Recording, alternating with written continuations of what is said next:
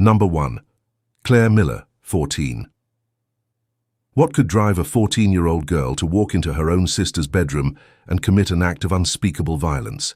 Not in a fit of rage, not out of fear, but something far darker, something even experts struggle to explain.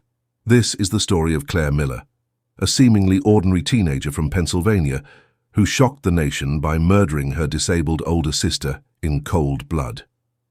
Before we dive deeper, please hit subscribe button, like, and tell me where you are watching from. Late at night on February 22, 2021, a trembling 911 call came into Lancaster County Dispatch. The caller was 14-year-old Claire Miller, and her words were as startling as they were clear. "I killed my sister." Police raced to the Miller family's quiet home in Manheim Township. They found Claire outside in the cold, crying and covered in blood.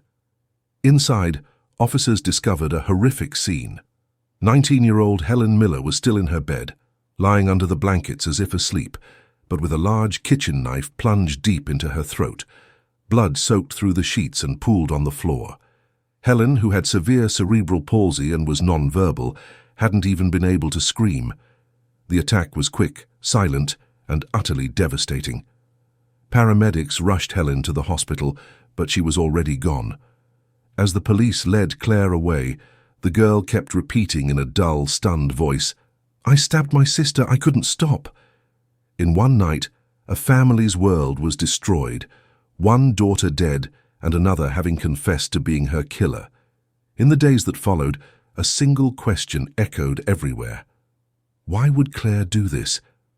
On the surface, the Miller family seemed loving and stable. Claire was a freshman at a prestigious private school, described by teachers as bright, polite, and quiet. She had no history of trouble at school or with the law. Her parents were caring and deeply devoted to Helen, who required constant help due to her disability. By all accounts, Claire had been a sweet younger sister. She'd been photographed smiling beside Helen, helping push her wheelchair at school events. There were no reports of abuse or household chaos to foreshadow something so gruesome. Yet, as investigators dug deeper, they uncovered signs that Claire had been hiding severe inner turmoil. Psychiatric evaluations later revealed that Claire had been struggling with serious mental illness. She experienced hallucinations, hearing voices, and had paranoid, delusional thoughts that warped her sense of reality. At times, she believed nothing around her was real.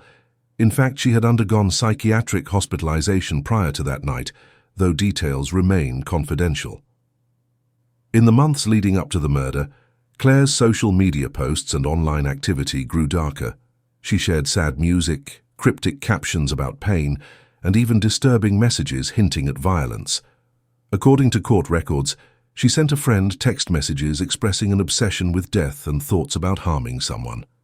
The red flags were there, but tragically no effective intervention happened in time. Helen Miller, by contrast, was utterly innocent and defenseless. At 19, she lived with cerebral palsy that left her unable to speak, walk, or care for herself. Despite her challenges, Helen was the light of her family's life. She loved listening to music and watching the gentle glow of the colorful lights in her bedroom. Her parents doted on her and made sure she felt safe and loved every day. And until that terrible night, Claire had been part of that circle of love and protection around Helen. Under Pennsylvania law, even a minor who commits murder is charged as an adult due to the severity of the crime. Claire was arrested and faced homicide charges in adult court. Her defense did not claim she was innocent, but rather that she was mentally ill. Psychiatrists diagnosed her with a schizophrenia spectrum disorder, indicating she was in a psychotic state. They reported that Claire's sense of reality was so distorted that she might not have fully understood what she was doing was real or wrong. Claire herself told doctors that she felt like the world wasn't real and that voices were telling her to do things. Prosecutors acknowledged her mental illness, but pointed to the cold facts. Claire had waited until her parents were asleep. She chose a knife from the kitchen, went into her sister's room, and stabbed Helen without any provocation. Afterward, she immediately called 911 and clearly described what she'd done. To the prosecution, these details suggested planning and awareness. Mental illness or not, Claire knew she had committed a horrific act, and knew it was wrong. Otherwise, why call 911 right away? In the end, the case reached a somber conclusion. In February 2023, Claire Miller, 16 by then, pleaded guilty but mentally ill to third-degree murder. A judge sentenced her to 12 to 40 years in prison. She was sent to a state prison for women that has a specialized psychiatric unit. She will receive treatment there for her mental illness, but she will also be behind bars well into adulthood. The earliest she could be released, with parole, would be in her late 20s. If she serves the maximum, she could be in her mid-50s by the time she walks free. The Claire Miller case is as heartbreaking as it is perplexing. In court, Claire's parents sat through the proceedings looking shattered. They did not speak publicly, but one can only imagine their grief. In a single act, they lost both of their children, one to a violent death and the other to the justice system. The community was stunned and searched for answers. How could a girl who had it all commit such a brutal act at 14? Counselors were brought into Claire's school to help students cope with the shock. Neighbors struggled with compassion for the family, horror at the crime, and fear. If something like this could happen in a normal suburban home, could it happen anywhere? Claire's story forces us to confront uncomfortable truths. It shows that sometimes the deadliest threats come from within our own homes, and that a smiling, quiet teen can harbor unfathomable darkness inside. It highlights the importance of recognizing mental illness in young people and taking warning signs seriously. Perhaps the most tragic aspect is that Helen Miller lived her entire life in silence due to her condition, and she died in silence, never able to call for help. Helen's life, short and quiet as it was, mattered. She was loved deeply by her parents, and even, one has to believe, by Claire in some part of her psyche. Yet on that night, something in Claire snapped or succumbed to inner demons, and Helen became the target of that darkness. The Miller case leaves us with more questions than answers. Could this have been prevented if Claire's cries for help had been addressed more aggressively? Was her mental break something no one could have predicted? We'll never fully know. What we do know is that a young woman who lived a life of innocence and vulnerability was killed by the very sister who once promised to protect her, and the young girl who committed that act will spend many years trying to come to terms with it under the care of the state. It's a grim reminder that hidden mental struggles can erupt into violence if they go unchecked, and that even in loving households, tragedy can strike in the most unimaginable way. Number 2. Morgan Geyser, Anissa Weier, 12.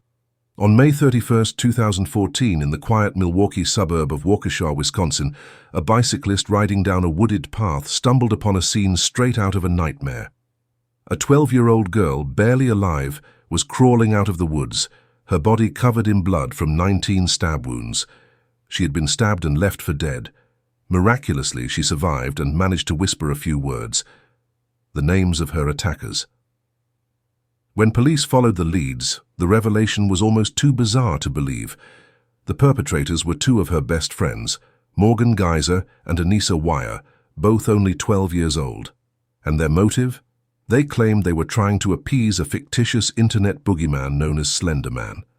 This case, often dubbed the Slender Man stabbing, is one of the most infamous examples of how a mix of youthful imagination, mental illness, and the power of the internet can have dangerous, real-world consequences.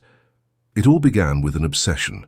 Morgan and Anissa were two middle schoolers who had become engrossed in the online horror lore of creepypasta, user-generated scary stories. Chief among these tales was the legend of Slender Man, a tall, faceless, eerily thin figure in a black suit who was said to lurk in forests and target children, often compelling them to do violent things. The girls devoured these stories and, incredibly, started to believe Slender Man was real. Morgan Geyser, in particular, was the driving force of the obsession. She was a bright girl but struggled with untreated early-onset schizophrenia, something diagnosed after the crime. Morgan claimed she actually saw and communicated with fictional characters, not just Slender Man, but other make-believe creatures. Anissa Weier was more socially awkward and lonely. She didn't have hallucinations, but she was highly impressionable. Morgan was her new best friend, and Anissa fell under the sway of Morgan's growing fixation on Slender Man. Over a period of months, the two convinced each other that Slender Man was watching them, and that the only way to protect themselves and their families from this entity was to prove their loyalty to him. How? By sacrificing someone. Their chosen victim was their friend, Peyton Leutner, often referred to as Bella by friends. Peyton was a sweet, trusting girl. She had been Morgan's best friend since 4th grade, and she was kind to Anissa when Anissa transferred to their school. The trio did normal kid things together, played at recess, had sleepovers, giggled about the latest video games. None of Peyton's loved ones could have imagined that Morgan and Anissa were plotting to kill her. But that's exactly what happened.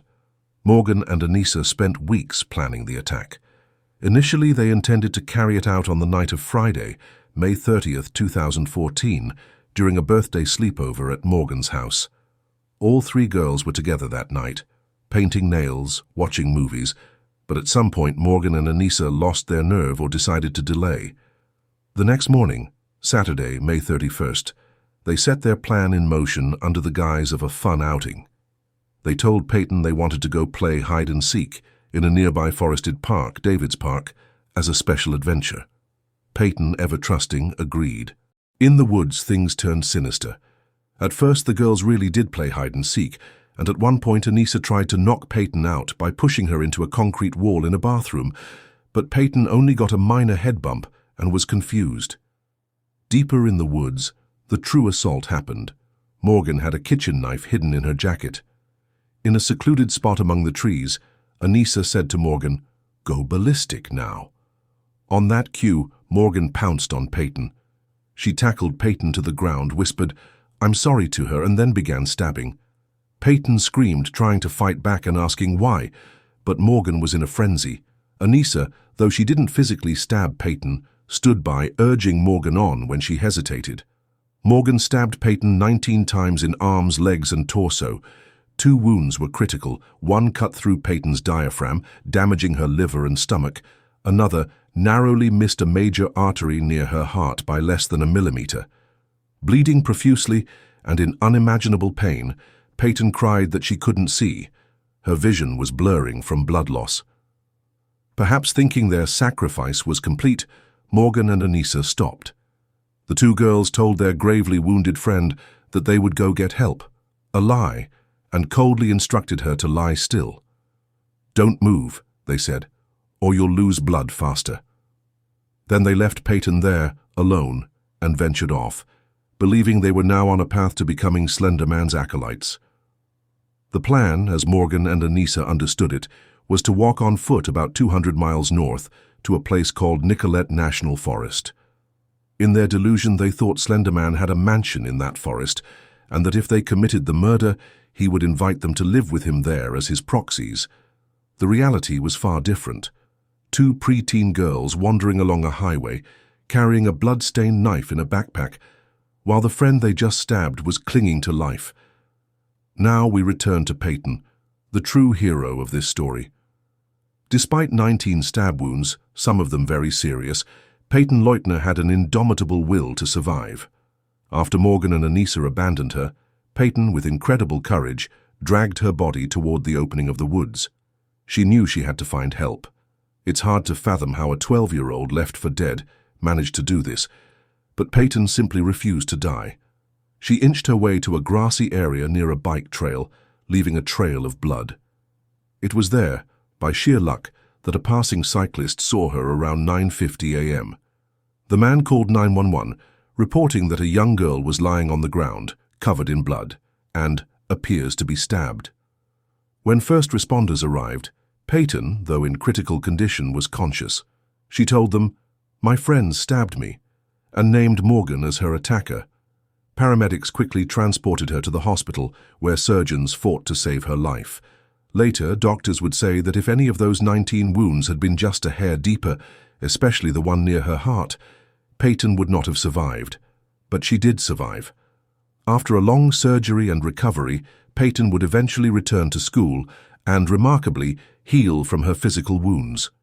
The emotional scars one can only imagine. Meanwhile, the police in Waukesha mobilized a massive search for Morgan Geyser and Anissa Weier. Anissa's parents, frantic, had reported her missing earlier that morning when she didn't come home from the sleepover. Morgan's family too were panicked, not knowing their daughter was on the run. By early afternoon, sheriff's deputies spotted two young girls walking near Interstate 94 on the outskirts of Waukesha. They were about 5 miles from the crime scene. The girls were disheveled, their clothes stained with dirt and blood. In their backpack, officers found the bloody kitchen knife. Morgan and Anissa were arrested. According to police reports, as soon as they were in custody, Anissa started to blurt out, "We were trying to find Slender Man. We did what we had to do." Morgan said very little, but in later interviews, she reportedly expressed surprise that Peyton wasn't dead, and in a chillingly flat voice said, "It was weird. I didn't feel remorse." The interrogations of Morgan and Anissa that followed are bone-chilling to watch. Video footage has since been released publicly. The two girls, separated and interviewed individually, recounted the planning and execution of their attack with an eerie calmness. Morgan, in her interview, appears detached, describing how they decided to kill Peyton as if it was a project they undertook. She admitted she stabbed Peyton, and when the detective asked if she knew what it meant to kill someone, Morgan replied, "I see it on TV. I know it's wrong." Anissa, during her interrogation, broke down sobbing at times. She said she went along with it because she was afraid what would happen if they didn't follow through. That Slender Man might come for them and their families. She told detectives that Morgan was the one who actually stabbed Peyton while Anissa stood by. Both girls spoke about Slender Man as if he were real, describing that they felt they had to do this to prove themselves or else be hurt. Due to the severity of the crime, Wisconsin law required that Morgan and Anissa be charged in adult court, even though they were only 12. This decision was met with some public controversy.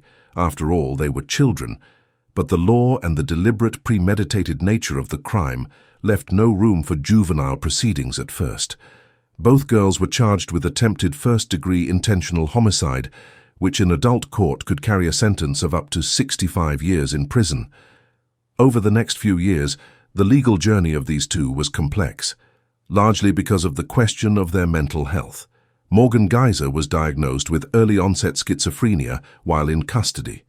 To give context, schizophrenia in someone as young as 12 is extremely rare. It generally emerges in late teens or young adulthood. Morgan's father had a history of schizophrenia as well, which shed light on heritable risk. Morgan's mental state at the time of the attack became a crucial factor. She had genuinely believed Slender Man was real and communicated with her. Anissa Weier, on the other hand, was evaluated as not psychotic, but instead profoundly susceptible to delusions, essentially sharing in Morgan's false beliefs out of fear and impressionability. In 2017, plea agreements were reached for both defendants, rather than taking the cases to trial. Anissa Weier pleaded guilty to a reduced charge of attempted second-degree homicide. A jury then evaluated her mental state and found her not guilty by reason of mental disease or defect. This verdict acknowledged that while she did the act, she wasn't fully responsible for her actions due to her impaired mental state. Essentially, she believed in a delusion. Anissa was ordered to be committed to a secure state psychiatric institution for a maximum of 25 years, with periodic reviews. Morgan Geyser also pleaded guilty to attempted first-degree homicide to avoid trial. She too was found not guilty by reason of insanity due to her schizophrenia diagnosis.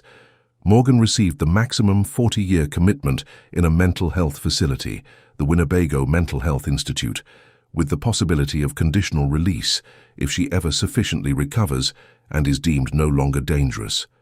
Both girls were sent to locked psychiatric institutions rather than prisons, reflecting that the justice system recognized severe mental illness at play. Fast forward to recent developments. In 2021, after serving about 7 years, Anissa Weier, then 19, petitioned for conditional release. She argued that she had made substantial progress in treatment. She had gone through therapy, expressed remorse, and no longer believed in Slender Man. A judge agreed that Anissa could be released under very strict conditions.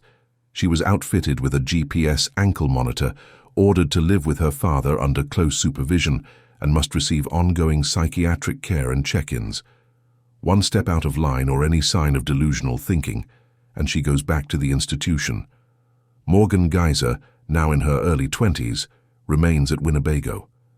In 2022, her legal team also requested a conditional release hearing. In early 2023, a judge denied Morgan's immediate release but indicated the court would review her case again in the near future.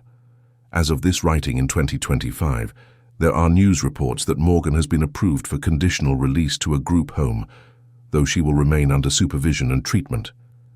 And what about Peyton Leutner, the victim who miraculously survived? Peyton spent 7 days in the hospital and months recovering at home. Astonishingly, she physically healed from her wounds, though she bears many scars. Emotionally, what she endured is unimaginable, yet Peyton has shown extraordinary resilience. In fall 2014, she returned to school. As she grew older, she largely stayed out of the public eye, choosing to live a private life. In one brave TV interview in 2019, on ABC's 2020, Peyton, then 17, spoke out. She said she has forgiven Morgan and Anissa because, in her view, holding on to hatred would only hurt her more. However, she made it clear she will never forget what they did. She still sleeps with scissors under her pillow for a sense of security. Peyton graduated high school and went off to college, seeking a career in the medical field, a choice perhaps inspired by the life-saving care she received. She even said she's okay with Anissa's supervised release, trusting the legal system. But she hopes Morgan stays locked up as long as possible, given Morgan's role as the primary attacker. The Slender Man stabbing case remains one of the most startling crimes of the digital age. It raised tough questions about the influence of the internet on young minds. How could 2 children fall so deeply into a fictional horror story that they believed murder was necessary? It highlighted the potential dangers of untreated childhood mental illness. Morgan's schizophrenia went largely unaddressed until after violence occurred, and it forced the legal system to grapple with treating juveniles who commit very adult crimes. The resolution, years of mental institutionalization instead of prison, was unusual, but underscores that this was not a typical crime. It was a product of mental illness and shared delusion. Perhaps the most disturbing aspect is just how close this came to being a full-blown tragedy. If Peyton hadn't crawled out of those woods, or if that cyclist hadn't found her in time, we might never have learned the truth of what happened. Peyton could have become just another mysterious homicide victim, and 2 12-year-olds would have lived with blood on their hands, possibly attempting further harm or self-harm, all due to a monster that never existed. In a strange epilogue, the legend of Slender Man itself changed after this incident. The character, born from internet forums as a modern myth, became infamous in mainstream media due to the stabbing. It prompted discussions among parents and educators about supervising internet content and teaching media literacy to kids. Websites took down some Slender Man content and posted warnings, emphasizing that it's fiction. But in a way, Slender Man did become real. He lived in the minds of 2 children and almost caused a death. The Waukesha community and the nation will not soon forget this case. It serves as a chilling, cautionary tale that fantasy can bleed into reality with dangerous results, that mental health in youth cannot be neglected, and that the influence of peers and the internet can amplify each other in unpredictable ways. Most of all, it's a story of an innocent young girl, Peyton Leutner, who went through hell and survived, showing more courage at 12 than many of us could muster in a lifetime. She is truly the heroine who defeated the monster in this story. Number 3. The Death of Serenity Richardson, Erica Butts, Shanita Cunningham. In early November 2009, the quiet town of Summerville, South Carolina, was shaken by one of the most horrific cases of child abuse imaginable. 3-year-old Serenity Richardson was found unresponsive in a home where she'd been staying temporarily. Her tiny body was covered in bruises, new and old. She had been beaten so severely over a short period that her injuries read like a textbook of torture. What made it even more heartbreaking was who did it. The culprits were not strangers, but people who were supposed to love and care for her, her 25-year-old godmother, Erica Mae Butts, and Butts's 25-year-old best friend, Shanita Latrice Cunningham. These 2 women, trusted family friends, brutally beat a toddler to death, all because she had potty training accidents. Serenity Richardson normally lived in Detroit with her mother, Eishia Richardson. Eishia and Erica Butts had been best friends growing up. In fall 2009, Eishia was in the process of moving and needed someone to look after Serenity for a short while. Who better than her dear friend and Serenity's godmother, Erica Butts? So in late October 2009, little Serenity was sent to stay with Erica Butts and Shanita Cunningham in Somerville, South Carolina, for a brief visit until Eishia could get settled. It was a decision made out of trust and the desire to keep Serenity safe during a chaotic time. Tragically, it turned out to be the worst decision of Eishia's life. According to later court testimony and Butts's own statements, as soon as Serenity arrived, the discipline began. Serenity was not fully potty trained, a perfectly normal situation for a child just past her 3rd birthday. But every time Serenity had an accident, wetting herself or the floor, Erica Butts flew into a rage. She and Shanita decided that harsh punishment was necessary to teach the toddler a lesson. Over the course of about 2 weeks, they beat this poor child repeatedly. They used a leather belt to whip her backside, legs, and abdomen. At one point, the belt apparently split, so they switched to a plastic coat hanger as a whipping tool. They didn't just spank her, they lashed her over and over. They would hold her by the arm and hit her dozens of times for a single potty accident. Neighbors later reported hearing the child crying and screaming through the walls on multiple days, but no one realized the severity and intervened in time.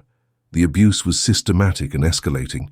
Serenity was beaten in the morning, possibly again in the afternoon, for days. Bruises layered upon bruises.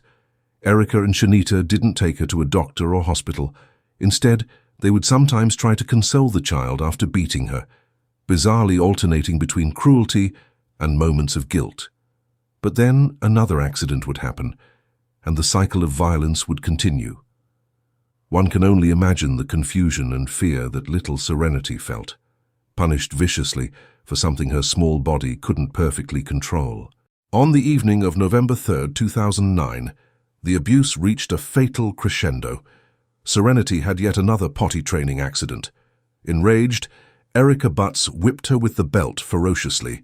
Shanita Cunningham participated as well, either by also hitting Serenity or by assisting Butts. Accounts suggest both women struck the child. At some point, Serenity's tiny body just gave out. She collapsed, unresponsive. By the time Butts and Cunningham realized she wasn't waking up, it was too late. In a panic, they finally called 911 and reported that Serenity was unconscious and not breathing properly. First responders arrived to a gruesome scene.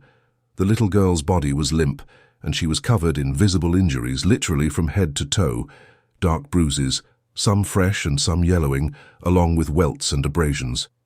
Paramedics rushed her to the hospital, but Serenity was pronounced dead shortly after arrival. Experienced ER nurses and doctors cried at what they saw. This was clearly not an accident. It was prolonged abuse. The emergency physician who examined Serenity noted that nearly every part of her body had evidence of trauma. Her back, chest, abdomen, buttocks, legs, even her arms. Internal injuries were later found as well. Her liver was lacerated from blunt force blows, and she had internal bleeding. Police took Erica Butts and Shanita Cunningham into custody that same night. Under questioning, their initial reactions were a mix of denial and minimization. They claimed they didn't mean to hurt her that badly, that they were just disciplining her. But confronted with the autopsy findings, which were unequivocal, both eventually admitted to beating Serenity repeatedly. In one chilling detail, it came out that during one of the final beatings, they had tied Serenity's hands to the bed with tights to hold her still as they whipped her. The autopsy concluded that Serenity died from multiple blunt force injuries. In plain terms, she was beaten to death. The coroner counted dozens upon dozens of separate bruises. It was one of the worst cases of child abuse the county had ever seen. The community's grief and anger were overwhelming. At the vigil for Serenity in Detroit, mourners released pink balloons and wept for a life cut brutally short. People struggled to understand how two women, one of them her godmother, could commit such sadistic acts. There were no prior indications that Erica Butts or Shanita Cunningham had a history of violence. No one had called Child Protective Services on them before. It was as if a switch had flipped when Serenity arrived, revealing monsters no one knew were there. In 2011, the case went to court in Charleston County. Facing the mountain of evidence and their own prior admissions, Erica Butts and Shanita Cunningham both pleaded guilty to homicide by child abuse, a charge in South Carolina that covers causing a child's death through abuse. Butts entered an Alford plea, not admitting guilt formally but acknowledging the evidence would likely convict her. Cunningham straight up pleaded guilty. Essentially, both accepted responsibility for Serenity's death as part of a plea deal, possibly to avoid an even harsher trial outcome. The sentencing hearing that followed was emotionally charged and unforgettable. When the judge pronounced sentence, life in prison for both, with no possibility of parole, the courtroom erupted in drama. Erica Butts let out a wail and collapsed to the floor, sobbing uncontrollably. Shanita Cunningham also fainted in the jury box area. These images made the news, the two abusers on the ground crying and incapacitated by the weight of their punishment. Court officers had to literally carry them out, one on a stretcher and the other in a wheelchair, because they could not compose themselves to walk. To many, this display was ironic if not infuriating. These same women had shown zero mercy to a defenseless toddler who was crying and begging during beatings, yet they couldn't handle even hearing their own deserved punishment without falling apart. Serenity's family members in court were not moved by their tears. In fact, some were heard saying it was good that they felt even a fraction of the helplessness and pain that Serenity must have felt. The judge did not mince words at sentencing. He called Butts's and Cunningham's actions nothing short of evil and expressed agony over what Serenity's last days must have been like.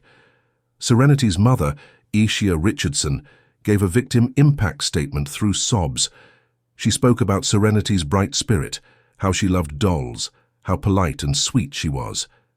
Ishia expressed the crushing guilt she will carry forever for trusting her friend with her baby.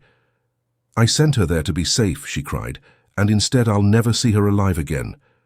There wasn't a dry eye among the prosecutors, jurors, even reporters covering the hearing. Butts and Cunningham, once they recovered from their courtroom collapse, began their life sentences in the South Carolina Department of Corrections. They were 25 at sentencing. They will be 25 forever, in a sense, as they will never be released. In prison, they are kept apart for safety. Child killers are often targeted by other inmates. They'll have decades in a cell to reflect on how their twisted notion of discipline destroyed multiple lives, Serenity's most of all. In the aftermath, many asked, were there warning signs everyone missed? Neighbors did hear the child's screams, but perhaps chalked it up to normal tantrums. Ishia had no inkling that her best friend was capable of harm.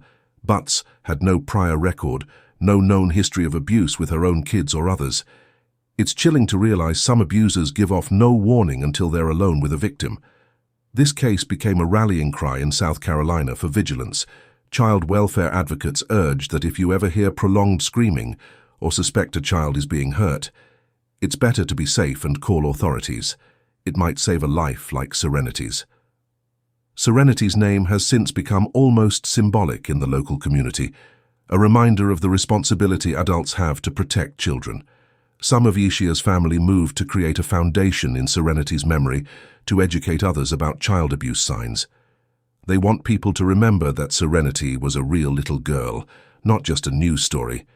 She had a favorite stuffed animal, a brown teddy bear. She loved the color purple. She was shy around strangers, but goofy with her mom. She should be starting middle school now, perhaps. This case stands out even among horrific crimes because of the sheer innocence of the victim and the depth of betrayal by caregivers. It's hard to think of a more purely evil act than beating a toddler to death over toilet training accidents. The image of those two women collapsing in court lingers as a final note. They couldn't face what they did when confronted with it, yet Serenity had no choice but to endure the pain they inflicted until her little heart gave out. Today, both Erica Butts and Shanita Cunningham wake up every morning behind bars serving life sentences. They will likely die in prison, and every day they survive is a day Serenity was denied. The only consolation is that justice, as much as possible, was done. They will never be able to hurt another child. But the greater hope is that this case opened eyes. It's a stark warning that child abuse often hides in plain sight, and that we must always take signs of it seriously. Serenity suffered in silence for days. We owe it to her memory to never let something like that happen again without intervention. Number 4. The murder of Skylar Neese. Rachel Schoaf Shelia Eddy, 16.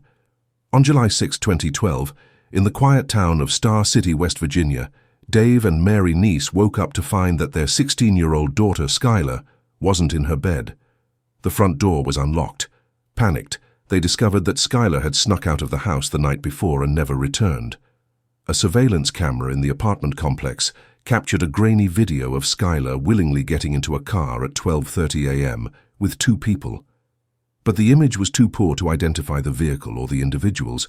For months, the mystery of Skylar's disappearance tormented her parents and puzzled the community. Tragically, the truth, when it finally emerged, was more shocking than anyone imagined. Skylar had been murdered by her 2 best friends, Rachel Schoaf and Shelia Eddy, in a cold-blooded plot simply because, as one of them later said, "We didn't like her anymore."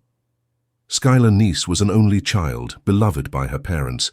She was a bright student who dreamed of becoming a lawyer. She had a tight-knit circle of friends.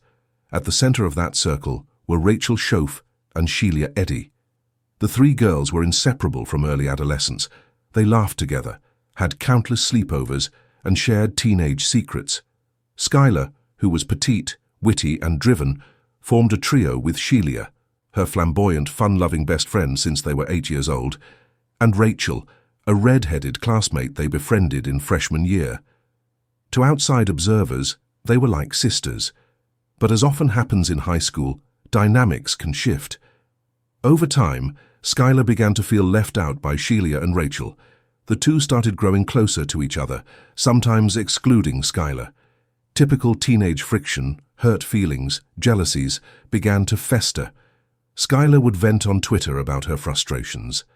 In one memorable tweet she wrote, "You doing mavas like that is why I can never completely trust you." It was clearly directed at someone close, presumably Shelia and Rachel, though no one realized how serious the rift had become. There were rumors of spats and secrets among the trio. Perhaps Skylar knew something compromising about one or both of the other girls. One later rumor was that she had caught Rachel and Shelia in an intimate situation, and they worried she might tell. It's hard to pin down a single cause, but in the minds of Rachel and Shelia, Skylar had gone from best friend to problem. And astonishingly, their solution to this social squabble was to plan Skylar's murder. Over several weeks in June 2012, Rachel and Shelia schemed how to kill Skylar.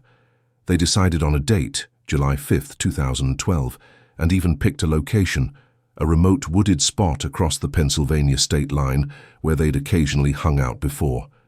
They prepared a kill kit together: knives, bleach, paper towels, clean clothes, and a shovel, which they stashed in Shelia's car trunk. The level of premeditation was chilling. They acted like it was a camping trip instead of plotting their friend's death. On the night of July 5, 2012, Shelia Eddy called Skylar with a plan for sneaking out. It wasn't unusual. Skylar had snuck out with Shelia before for late-night joyrides. At 12:30 a.m., the apartment complex surveillance camera showed Skylar slipping out of her bedroom window and jogging to a car at the end of the road. Inside that car were Shelia Eddy, driving, and Rachel Schoaf. Skylar had no reason to fear them. She willingly got in, excited for a little nighttime adventure with her besties. The trio drove north, heading out of Star City. At some point they crossed into rural Pennsylvania, eventually turning down a desolate dirt road near a place called Wayne Township. Woods all around, no lights, no houses. They parked. Under the guise of spontaneity, the girls suggested they smoke some marijuana in the woods. They had done so before, so this seemed normal to Skylar. The 3 girls walked into the forest with flashlights. When they reached a clearing, Skylar turned her back for a moment. Some reports say she bent down to light the weed or was distracted. In that instant, Rachel and Shelia exchanged a prearranged cue. On 3. Then at the count of 3, Both girls pulled out the knives they'd hidden in their hoodies and attacked Skylar. Skylar didn't die easily. She was a fighter. She tried to run, but didn't get far in the dark. The older girls caught up and cornered her. Skylar, in shock and agony, managed to wrest one knife away and even cut Rachel's ankle in self-defense, but it was 2 against 1. As Rachel later admitted in court, Skylar's last word was, "Why?" To which Rachel chillingly replied, "We just don't like you anymore." Together, Rachel and Sheila stabbed Skylar over 50 times. The onslaught was so frenzied that the two killers nearly stabbed each other in the process. Skylar ultimately succumbed to blood loss, collapsing to the ground and dying in the dirt, surrounded by supposed friends. The girls hadn't thought much about the aftermath beyond killing her. They tried to dig a shallow grave, but the ground was rocky and hard. Instead, they dragged Skylar's lifeless body a few feet to a spot next to a big fallen tree. They covered her with branches, dirt and leaves, essentially trying to hide the body under natural debris. Her bright-colored sneakers stuck out through the leaves, so they attempted to better conceal those too. Exhausted, blood-soaked, and suddenly aware that murder was messier than anticipated, the pair eventually left the woods. They collected their kill kit, knives now dripping with their friend's blood, got back in the car, and drove home in the pre-dawn darkness of July 6th. That same morning, when Skylar's dad discovered her missing, panic set in. By midday, the nieces had called the police. Sheila Eddy, brazenly considering what she'd just done, helped Skylar's parents by claiming, "Oh yes, Skylar snuck out with me and Rachel last night around 11, but we brought her back and dropped her off at the end of the street before midnight. She seemed fine." She concocted a story that Skylar wanted to be home by midnight so her parents wouldn't know, so they supposedly let her out of the car near her house and watched her walk toward her apartment. Then, Sheila claimed, Skylar presumably snuck back in through her window. This lie successfully misled investigators for a while. It explained the grainy surveillance video, just showing a car and Skylar getting in, and turned suspicion away from Sheila and Rachel. For months, Sheila and Rachel maintained this fiction. They even joined the search efforts, retweeting missing person posters, sitting in Skylar's parents' living room and crying with them, saying they wished Skylar would come home. It was a truly Oscar-worthy performance by two teenage murderers. The case went nowhere for over 6 months. With no body found, no forensic evidence, the crime happened out of state in deep woods. And the last known witnesses, Rachel and Sheila, telling the same convincing story, police feared Skylar was abducted by some unknown predator after she sneaked back out, or perhaps that she ran away. Indeed, because it looked like Skylar left on her own, an Amber Alert was not initially issued, a decision that later outraged her parents and led to changes in law, more on Skylar's law in a moment. For a long time, suspicion did not center on Sheila and Rachel. They were good actresses. Sheila, in particular, seemed to relish the attention, playing the worried BFF, posting on social media about how much she missed Skylar, even going on beach vacations and tweeting things like, "Still no sign of her." Rachel, however, was deteriorating inside from guilt and anxiety. By December 2012, cracks appeared in their facade. Rachel Schoaf had a nervous breakdown of sorts. Her behavior at school became erratic, outbursts of crying, then anger. On December 28, 2012, Rachel was so distraught that her parents took her to a mental health facility. She was admitted for a few days. Sensing that the end of the secret was near, Sheila Eddy tweeted on January 1, 2013, "A whole day of lying on the couch, doing nothing at all. Love it." It's believed she was indirectly referencing the stress of keeping the lie. On January 3, 2013, faced with relentless questions from police and her own conscience, Rachel Schoaf finally told the truth. In a lawyer's office, Rachel quietly said 6 words that her attorney then relayed to authorities. "We stabbed her to death." It was almost unbelievable. The missing girl's best friends did it? Rachel, once she started talking, didn't stop. Through tears, she recounted the entire grisly plot, how they planned it, carried it out, everything. She even agreed to lead investigators to Skylar's body. On January 16, 2013, A frigid day with snow on the ground, Rachel Schoaf went with police to the woods where they had left Skylar. At first, the snow covering made it hard to find the site. Imagine how eerie the forest looked different than in summer. They eventually found a spot with disturbed earth and branches. Because of decomposition and animal scavenging, only partial remains were there, scattered under leaves and snow. On March 13, 2013, the West Virginia State Crime Lab confirmed via dental records and DNA that the remains were Skylar Neese. It was a heartbreaking closure to the search, but at least now her family knew what happened. With Rachel's confession and a body recovered, the police confronted Sheila Eddy. She still denied everything, sticking to her story that they'd dropped Skylar off and left her alive. But by now, forensic evidence was also catching up. They found traces of Skylar's blood in Sheila's car, and Rachel was prepared to testify against her. Realizing the game was up, Sheila Eddy was arrested on May 1, 2013. The arrest was dramatic. Police swarmed her in a restaurant parking lot.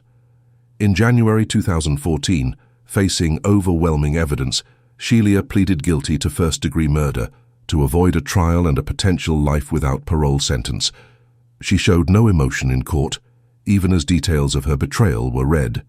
Sheila Eddy was sentenced to life in prison with mercy, which in West Virginia means she has a chance for parole after 15 years. So in 2028 she'll be eligible for a hearing when she's in her early 30s. Rachel Schoaf, who had confessed and cooperated, pleaded guilty to second-degree murder. In February 2014, Rachel was sentenced to 30 years in prison with eligibility for parole after 10 years. The judge told her he'd never encountered a crime so heinous in his career and that a lengthy sentence was appropriate despite her young age and cooperation. In fact, both girls got relatively harsh sentences given they were juveniles. But this crime was exceptional. It wasn't a heat-of-the-moment thing or an accident. It was a premeditated, cold execution of a friend for basically no reason. Skylar's parents, overwhelmed with grief, also felt fury at the girls they had trusted. Not only did Sheila and Rachel kill their daughter, they lied for months, sat in their home, hugged them, and pretended to help. Mary Neese, Skylar's mum, said seeing Sheila act distraught was like watching the devil in her house. Dave Neese, Skylar's dad, said he'd have rather not known the truth than to learn this, that her best friends did it over something so trivial. One positive change that came was Skylar's law. Because Skylar was initially classified as a runaway, the lack of an Amber Alert hindered the early search efforts. West Virginia lawmakers passed Skylar's law in her memory, reforming the criteria for Amber Alerts. Now, an alert can be issued for any missing child whom authorities believe is in danger, even if it doesn't meet the strict previous definition of an abduction. It ensures law enforcement can get the public's help sooner in cases like Skylar's. Skylar's story resonated nationally and was widely covered in the press and on shows like Dateline. People struggled to comprehend how two honor roll students from good families could do something so vicious. Some chalked it up to mean girl syndrome gone homicidal. Others suspected there must have been a more explosive catalyst. But if there was, it's never been confirmed publicly beyond the girls not liking Skylar. Psychologists noted that teenage brains are still developing empathy and impulse control, but even so, this level of violence from teen girls is extremely rare. Today, Sheila Eddy and Rachel Schoaf are in their mid-20s.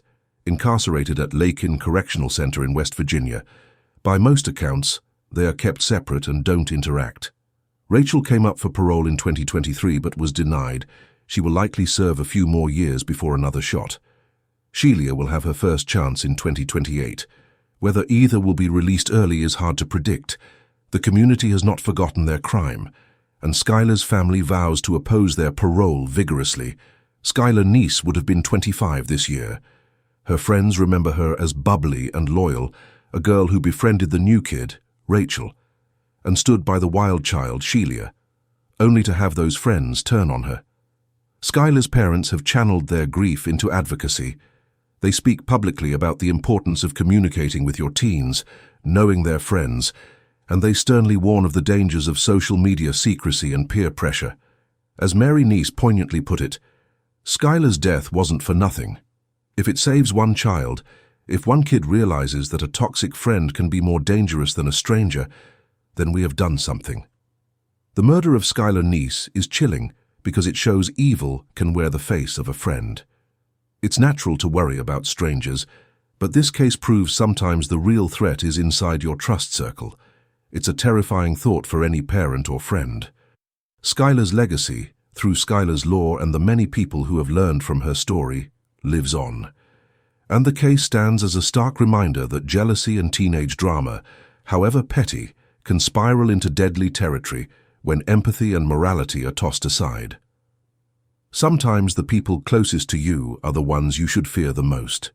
Number 5. The Dillard High School shooting, Tia Wimberly, 15.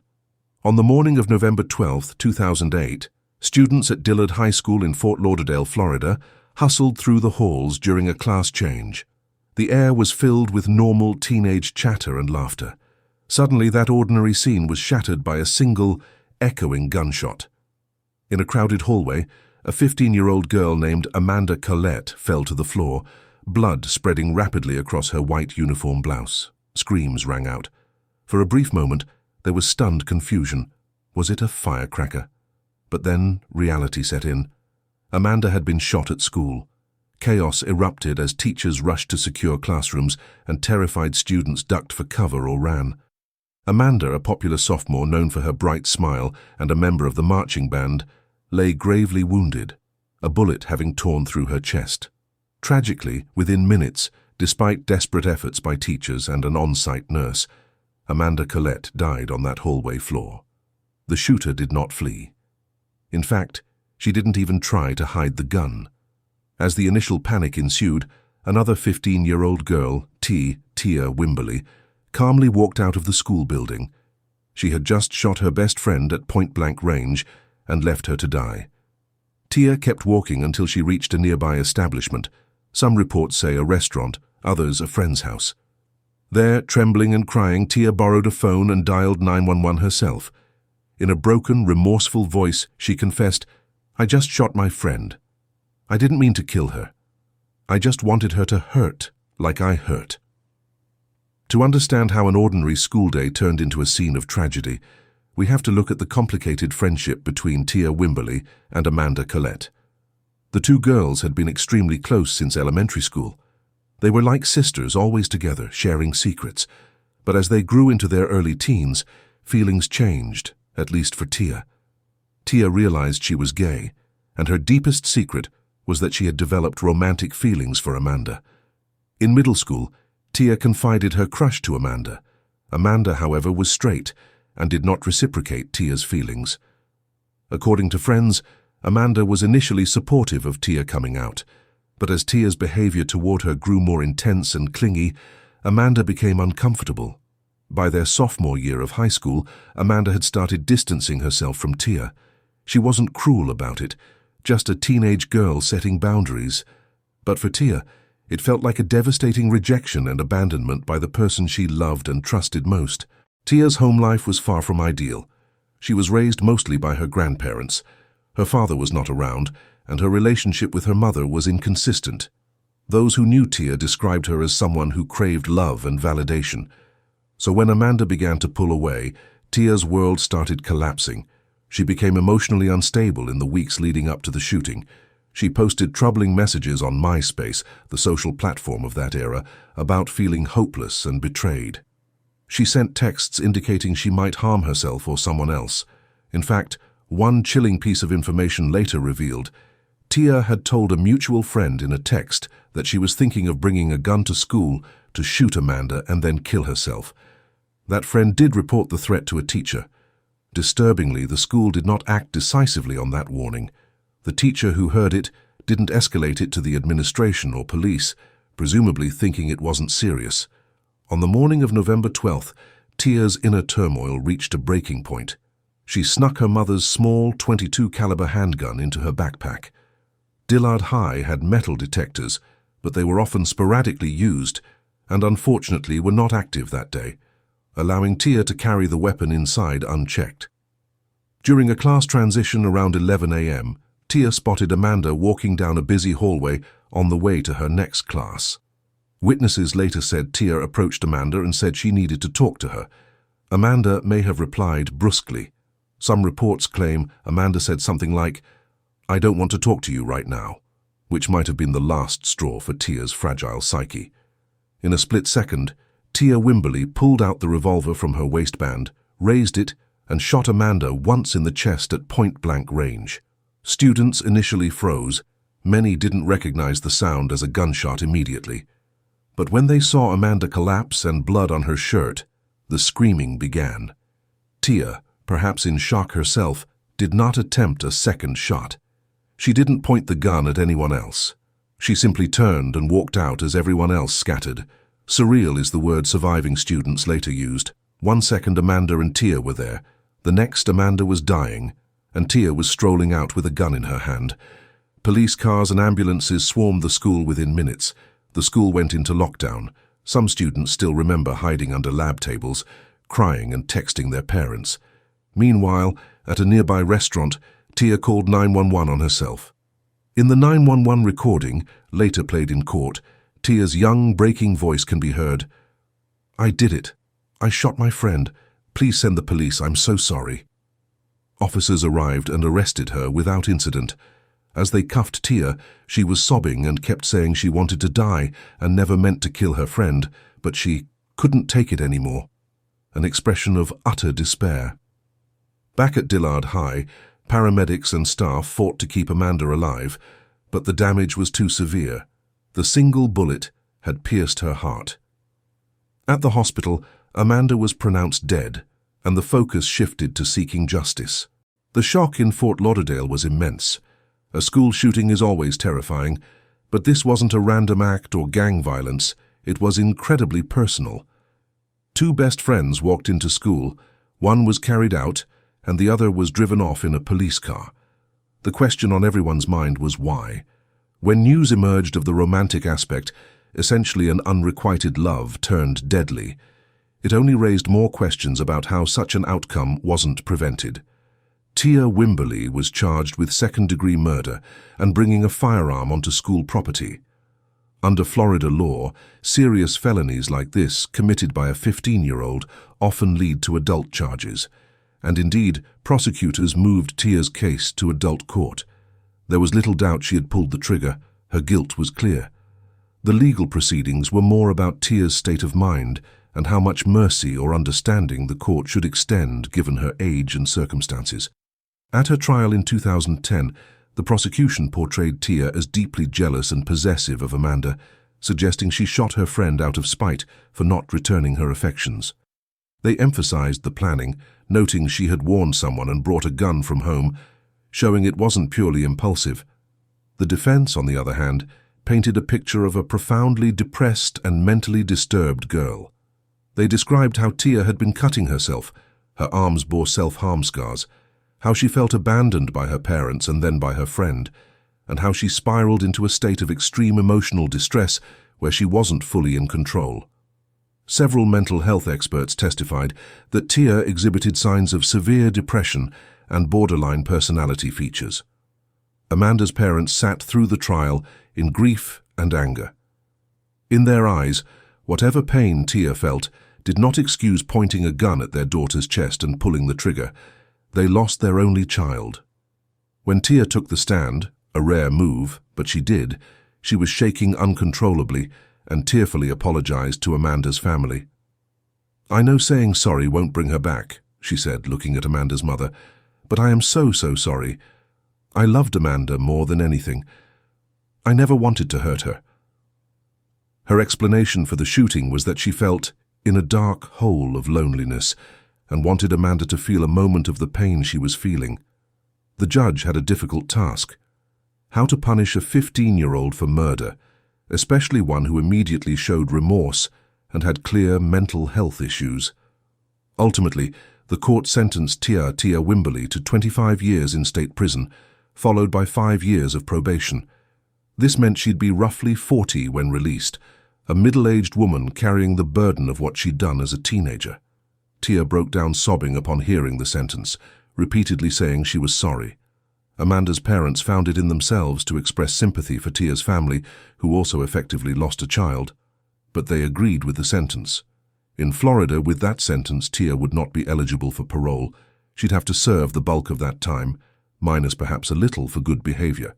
The aftermath of Amanda's murder led to introspection and changes in Broward County schools. First, the metal detector policy was revised to ensure the devices are active daily, so weapons can't slip through easily.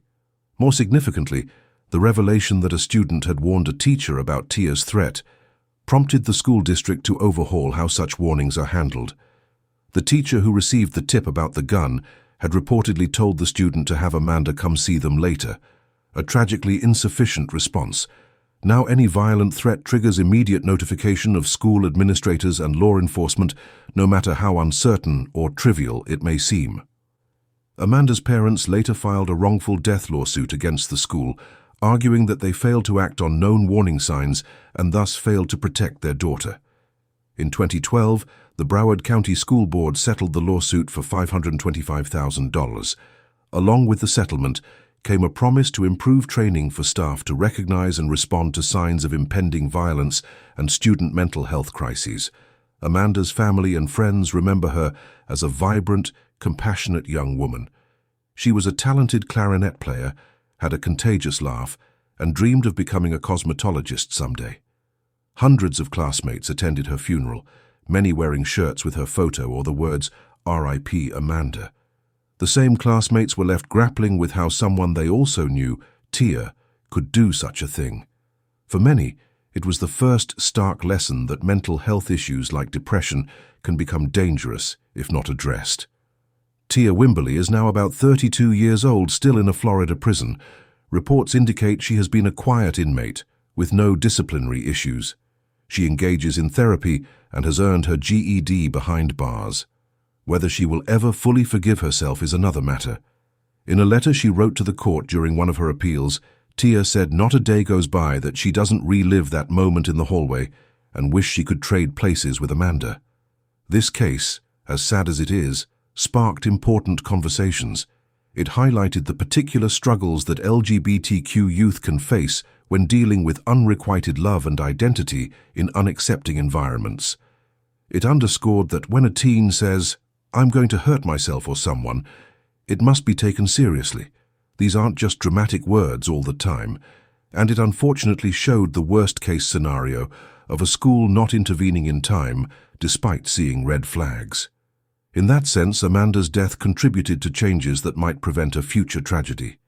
To this day, in the halls of Dillard High, teachers ensure that rumors or reports of violence are never dismissed. Amanda's friends sometimes gather on November 12th to quietly remember her and the lesson her loss imparted. It's a story of a friendship that tragically turned fatal due to unaddressed pain. And it reminds us that behind many violent acts, there can be a lot of silent suffering that people either don't see or don't take seriously until it's too late. Number 6. The Deadly Pact of Nicole Kasinskas and William "Billy" Sullivan. In August 2003, the city of Nashua, New Hampshire, was confronted with a chilling crime that felt like a suburban horror story. 16-year-old Nicole Kasinskas and her 18-year-old boyfriend, William "Billy" Sullivan, murdered Nicole's own mother, Jan Domenico, in cold blood in the family home. The reason? Jan had fiercely opposed their relationship. To be together, the teenage lovers decided they would eliminate the one person standing in their way. The level of betrayal and calculation in this case was staggering, a daughter turning on her devoted mother in the name of young love. Jan Domenico was a 43-year-old single mother who adored her daughter, Nicole. Jean worked as a paraprofessional at a local elementary school and was deeply involved in her community, even coaching girls' sports. By all accounts, Jean and Nicole had a loving relationship, though it wasn't without typical parent-teen tensions. In early 2002, Nicole, then 15, met Billy Sullivan through an online forum, AIM, AOL Instant Messenger, to be exact, the social media of the time. Billy was from Clayton, Connecticut. The two hit it off in intense online chats. Within days, they were exchanging "I love yous," and within weeks, they considered themselves a couple, despite the physical distance. This was Nicole's first serious romance, and it was mostly online at first. Billy was 17, living with family turmoil of his own. His home life in Connecticut was reportedly unstable. The distance only seemed to fuel their passion. It was them against the world, spending hours each day typing and talking on the phone. Nicole's school grades slipped, and she withdrew from local friends. Her mind and heart were consumed by Billy. When Billy came to Nashua to meet Nicole in person, their bond only intensified. But Gian Domenico grew concerned. She found the relationship's intensity and speed alarming. Billy had no job, no plans for college, and he was a legal adult pursuing her minor daughter. He also would openly discuss wanting Nicole to live with him.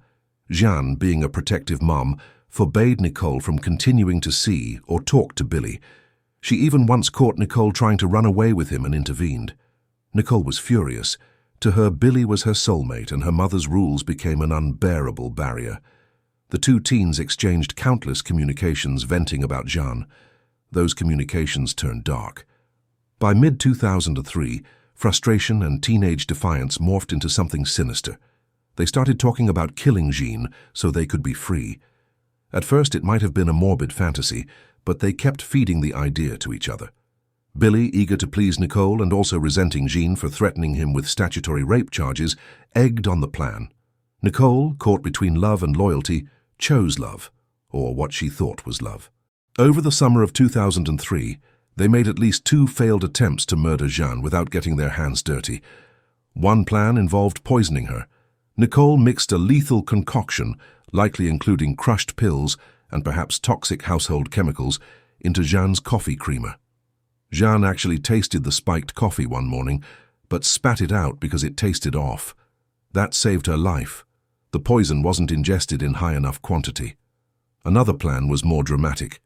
Billy tried to tamper with the household furnace to cause a gas explosion or carbon monoxide poisoning. That attempt also failed, likely because he didn't know enough to cause an explosion without tipping Jean off that something was wrong. She smelled something odd and had a technician check the furnace, circumventing the trap. Frustrated but undeterred, the young couple settled on a direct approach. On August 6, 2003, Billy Sullivan was staying in Nashua at Nicole's house for a week. Jean had reluctantly allowed this short visit under supervision. Jean went to her job as usual that day. Billy and Nicole prepared for the confrontation. When Jean returned home from work in the evening, Billy was waiting for her in the kitchen, armed with a baseball bat. Nicole stood by, either out of sight or nearby as backup. A quarrel broke out almost immediately. Perhaps Jean was upset that Nicole and Billy were together at the house unsupervised. In the heat of the moment, Billy snapped. He raised the aluminum bat and smashed it against Jean's head, knocking her to the floor. In a frenzy, he continued bludgeoning her. Jean screamed and tried to crawl away, bleeding profusely, but Billy didn't stop. The bat bent from the force of his swings. At that point, with Jean badly injured but still alive, Nicole handed Billy a large kitchen knife. Without hesitation, he plunged it into Jean repeatedly, delivering the final blows. Gian Domenico died on her kitchen floor, brutally beaten and stabbed by the very people she'd made dinner for countless times. Afterward, Nicole and Billy set about covering up their crime. They dragged Jean's lifeless body to the basement and left her there. They tried to clean up some of the blood in the kitchen, though not very effectively. Nicole then concocted an alibi. She and Billy deliberately went out to a store to be seen in public, to later claim they found Jean dead upon returning. In fact, later that night, Nicole dialed 911, feigning hysteria and shock, saying she and her friend, not initially acknowledging Billy as boyfriend, came home to find her mother brutally attacked by an unknown intruder. When police arrived, the scene indeed looked like a gruesome attack, but not necessarily a burglary. Nothing of value was taken. There were no broken locks or windows. Investigators grew suspicious of the inconsistencies. Nicole's emotional display seemed a bit forced, and Billy's demeanor was oddly calm. Under separate questioning, the teen's stories started unraveling.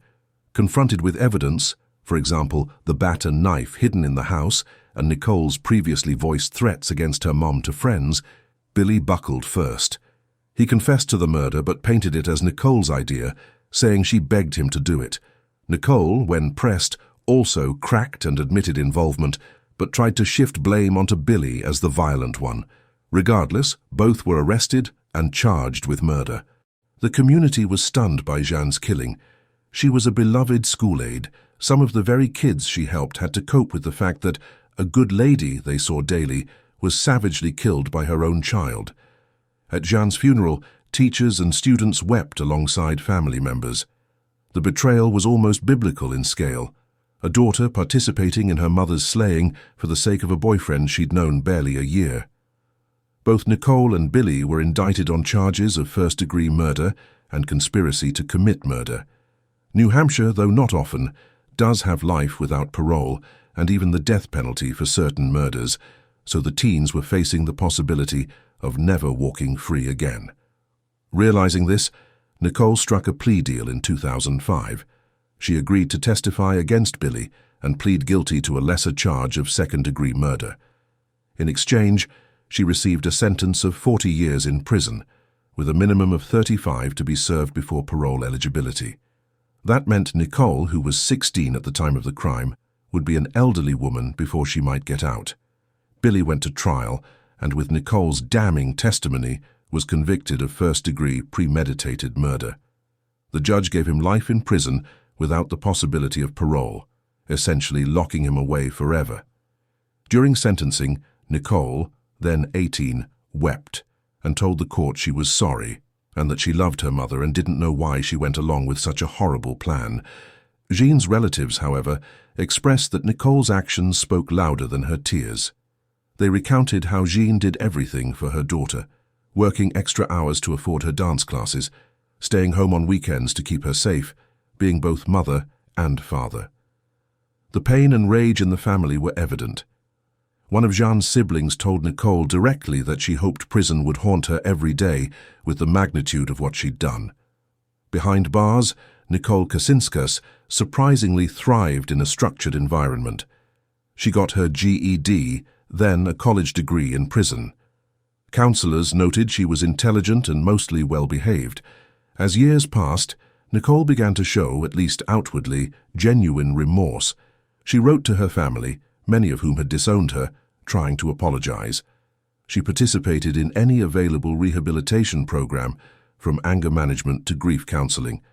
Perhaps facing decades behind bars forced her to confront her actions fully. After serving 22 years, an unexpected development arose. Nicole's legal team petitioned the court for a sentence suspension, citing her youth at the time of the crime, her exemplary prison record, and changes in understanding of juvenile brain development. In March 2025, a New Hampshire judge suspended the remainder of Nicole's 40-year sentence, making her immediately eligible for parole consideration. At her parole hearing in late 2025, now 38 years old, Nicole spoke eloquently about her regret. She told the board that not a day passed she didn't think of her mother and wished she could trade places with her. She expressed a desire to work with at-risk youth to prevent them from making the kind of terrible choices she did. The parole board weighed her growth against the severity of her crime. It was not an easy decision. How do you release someone who killed their own mother? But ultimately, they granted Nicole parole. Shortly thereafter, she walked out of prison into a transitional program with a second chance at life, a chance her mother never got. The news of Nicole's release was met with mixed reactions. Many in the public were angry, feeling that 22 years was far too lenient for matricide. But others saw it as an example of rehabilitation, that the 16-year-old girl who committed that crime no longer existed, replaced by a remorseful woman who had paid a steep price and could still contribute positively to society. The entire saga raises profound questions about juvenile crime. Can a child who commits the worst act be redeemed, or are some acts unforgivable? Billy Sullivan remains in prison with no chance of release. He, now in his late 30s, reportedly accepted his fate and even supported Nicole's bid for parole, telling a prison pen pal that one of us should get a chance to do some good. Whether that's true or self-serving is anyone's guess. The Kacinskas case is often discussed in law classes and true crime circles because it so starkly encapsulates the Romeo-Juliet syndrome. Teenage lovers wrapped up in their own drama to the point of violence. It underscores how intense emotions, lack of perspective, and manipulative dynamics can lead adolescents to horrific solutions. Had Nicole been a few years older, or New Hampshire law allowed it, she likely would have gotten life without parole too. But because she was 16, she had the door open for another outcome. Jeanne Domenico's memory lives on through scholarships set up in her name at the school where she worked, helping students who exhibit kindness and dedication, as she did. Friends say Jeanne was a gentle soul who deserved to see her daughter grow up, not become a statistic in a gruesome crime. They take some comfort in believing that maybe Jeanne would have wanted her daughter to find redemption, even if it's hard for them to accept. In the end, the lesson from Nicole Kosinskas's story may be about how easily one can lose their way when consumed by emotion. A smart, otherwise non-violent girl became a murderer because she was blinded by what she thought was love. It's a sobering reminder to anyone dealing with intense teenage turmoil. This is the worst-case scenario of where that path can lead. And it's a wake-up call about the power and danger of manipulation in young relationships. Nicole once wrote in her diary, "I'd do anything to be with Billy." Tragically, she proved that true. The cost was her mother's life, her own youth behind bars, and countless shattered lives around her. Number 7.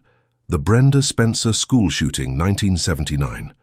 On the morning of January 29, 1979, children were lining up outside Cleveland Elementary School in San Diego, California, eagerly waiting for the principal to open the gates.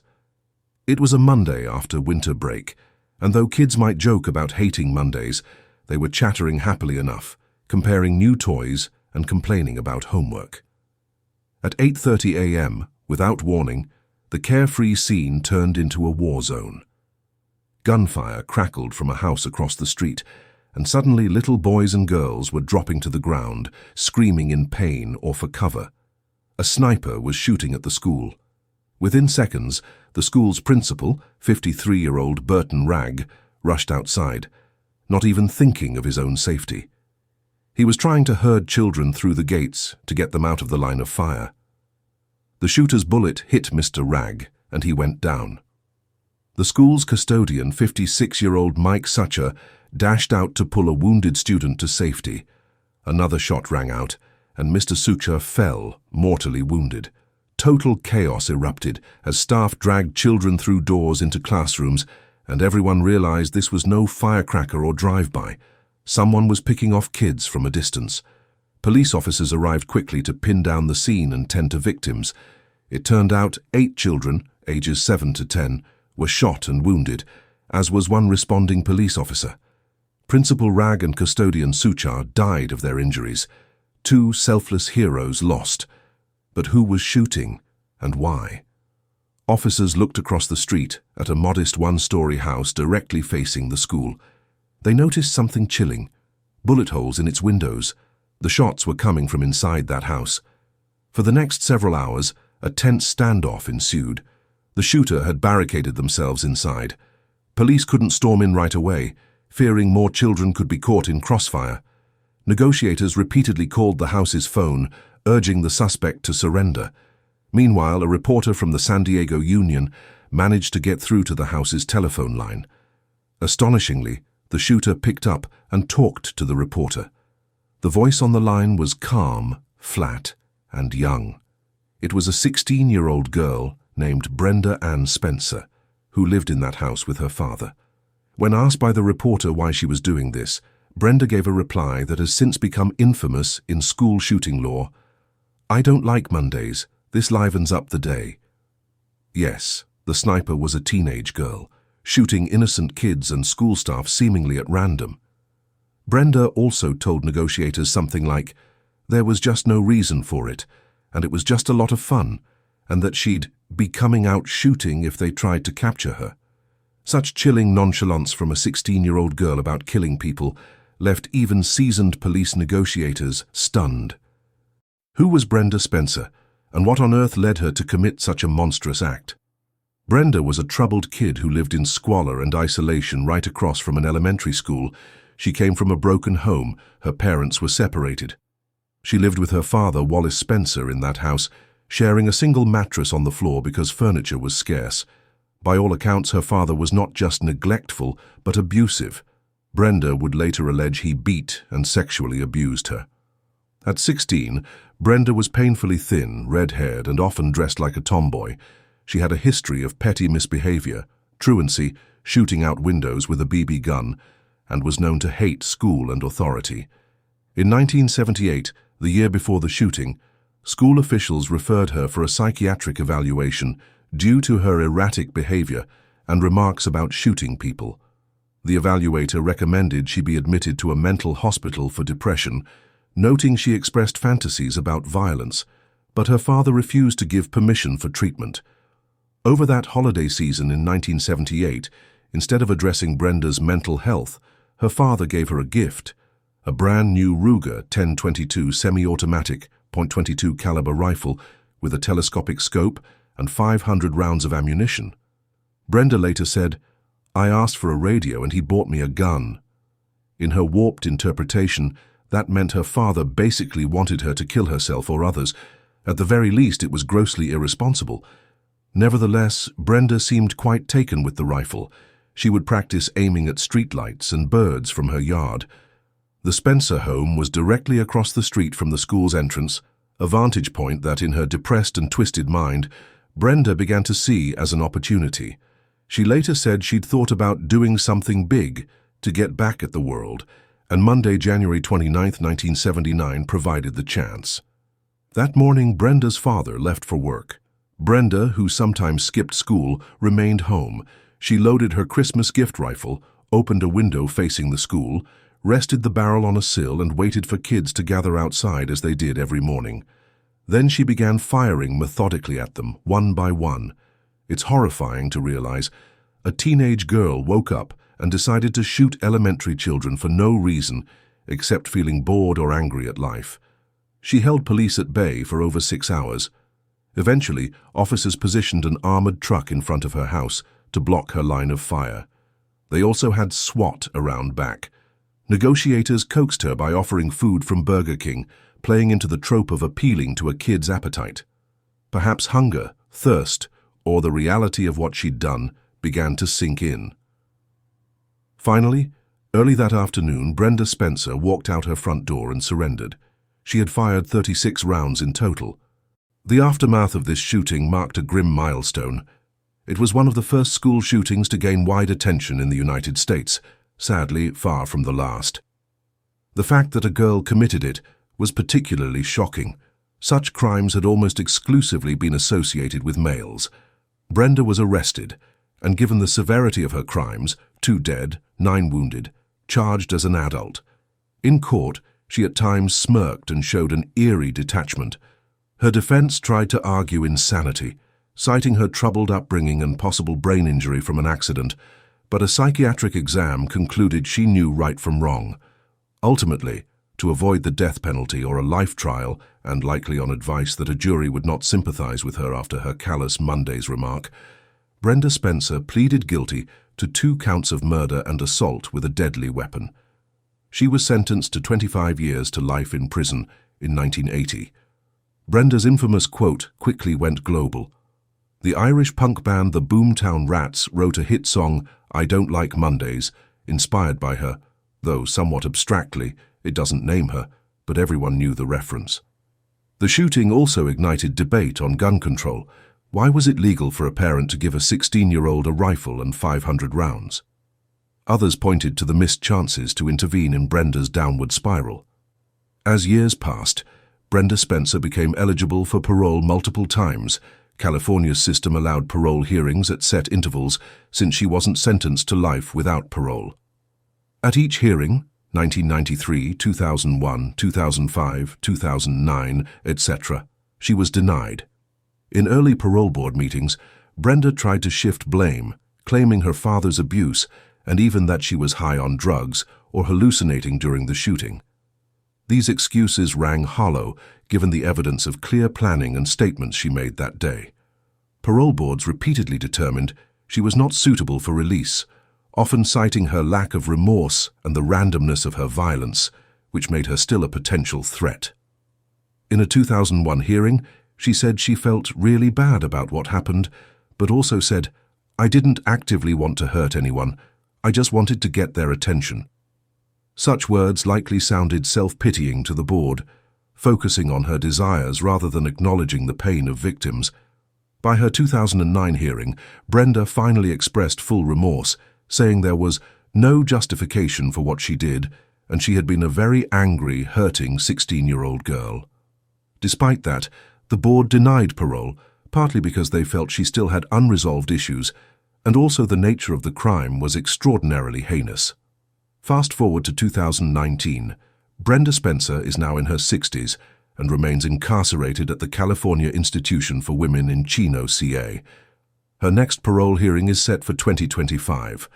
At her most recent hearing in 2022, she was again denied parole for at least 3 more years. This case left lasting legacies. For one, it unfortunately foreshadowed the era of school shootings to come. Every time such a tragedy strikes, some recall Brenda Spencer as a grim pioneer of that kind of senseless massacre.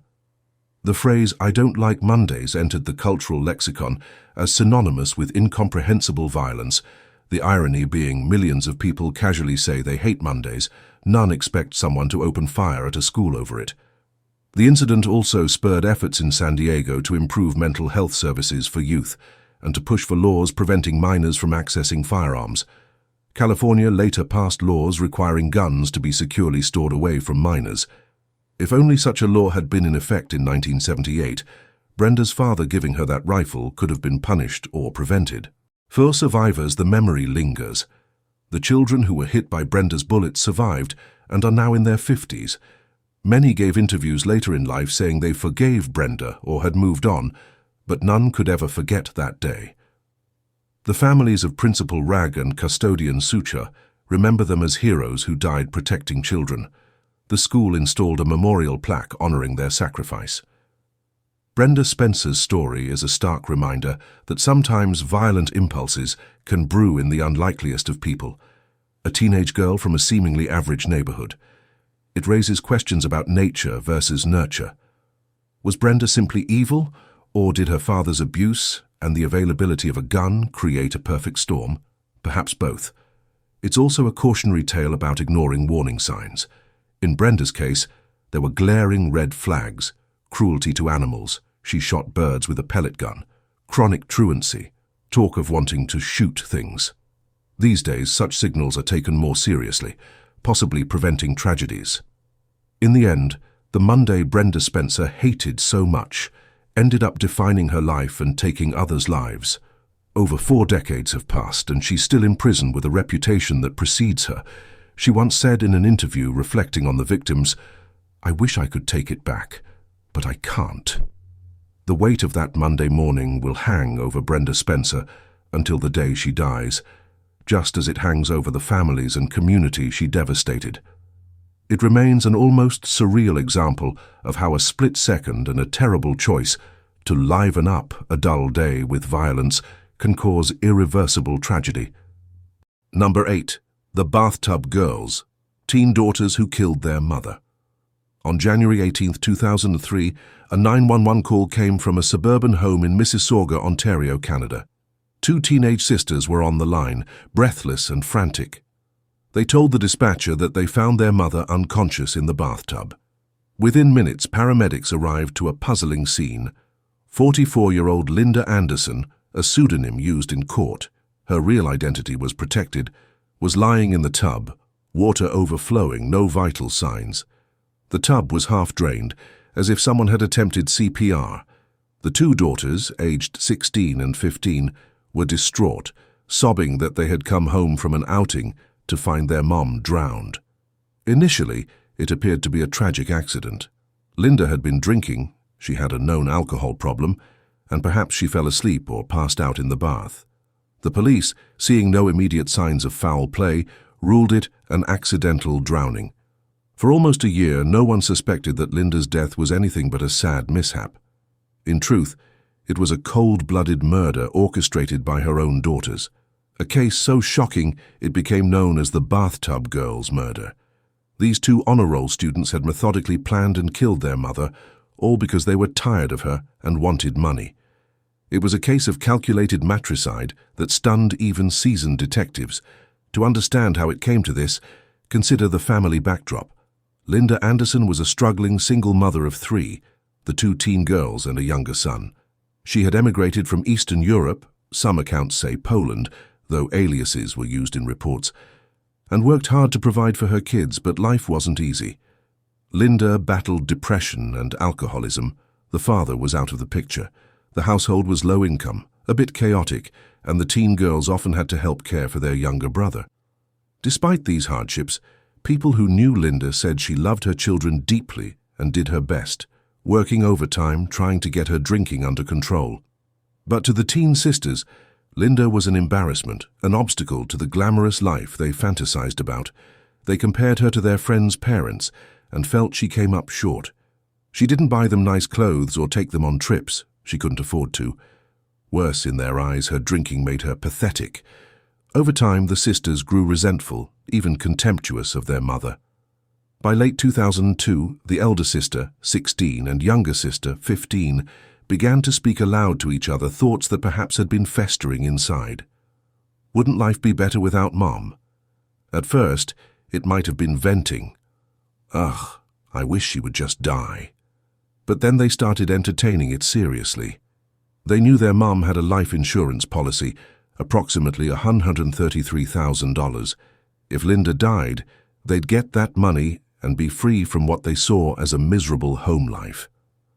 Disturbingly, when they floated this idea to a few close friends at school, some of those friends didn't shut it down. A couple even jokingly offered advice on how to do it. And so the sisters started plotting Project Bye-Bye, as one of them chillingly wrote in a journal. They spent weeks hashing out a plan that they thought would let them kill their mother and get away with it scot-free. They researched methods like suffocation and poison. Watching episodes of CSI and true crime shows, they took notes on avoiding detection. Incredibly, they even shared parts of the plan with a pair of friends from school who kept their secret. One friend later said she thought they weren't serious. Another said she egged them on, thinking it was dark humor. The plan they settled on was to make Linda's death look like an accidental drowning. They knew their mum's weakness was alcohol. If they could get her heavily drunk and maybe slip her some drugs, they figured she could be drowned in the tub and it would be blamed on her intoxication. No one would suspect murder if a known alcoholic died in a bathtub with liquor in her system. On January 18, 2003, the sisters decided it was time. They played the role of doting daughters that day. In the afternoon, they suggested to their mom that she relax, have some drinks, enjoy herself. Linda took the bait. She was somewhat depressed that day and the girls cheered her up with a celebration. They mixed her a lethal cocktail of vodka, Tylenol 3 pills, which contained codeine, a drowsy painkiller, and perhaps other medications. As the evening went on, Linda became extremely intoxicated and woozy from the drugs. She could barely stand. The girls helped her toward the bathroom, sweetly offering to draw her a warm bath to soothe her. Linda was in no state to question anything by this point. She undressed and sat in the tub while her daughters filled it. The warm water, combined with the sedatives, probably made her drift in and out of consciousness. That's when the sisters acted. According to the later court testimony, from the older sister's confession, the 15-year-old sister approached the tub and suddenly shoved Linda's head under water. The 16-year-old sister was there too, participating or at least watching to ensure Linda couldn't lift her head. In her weakened state, Linda didn't have a chance. She wasn't strong or alert enough to fight off 2 teenagers holding her down. After a couple of agonizing minutes, the girls lifted their mother's head. Linda wasn't moving, but to be sure they checked for a pulse. Still faintly alive perhaps, Linda was then held under again to guarantee she drowned. The sisters waited. Linda's life ebbed away under the bathwater in her own home, at the hands of the children she had raised.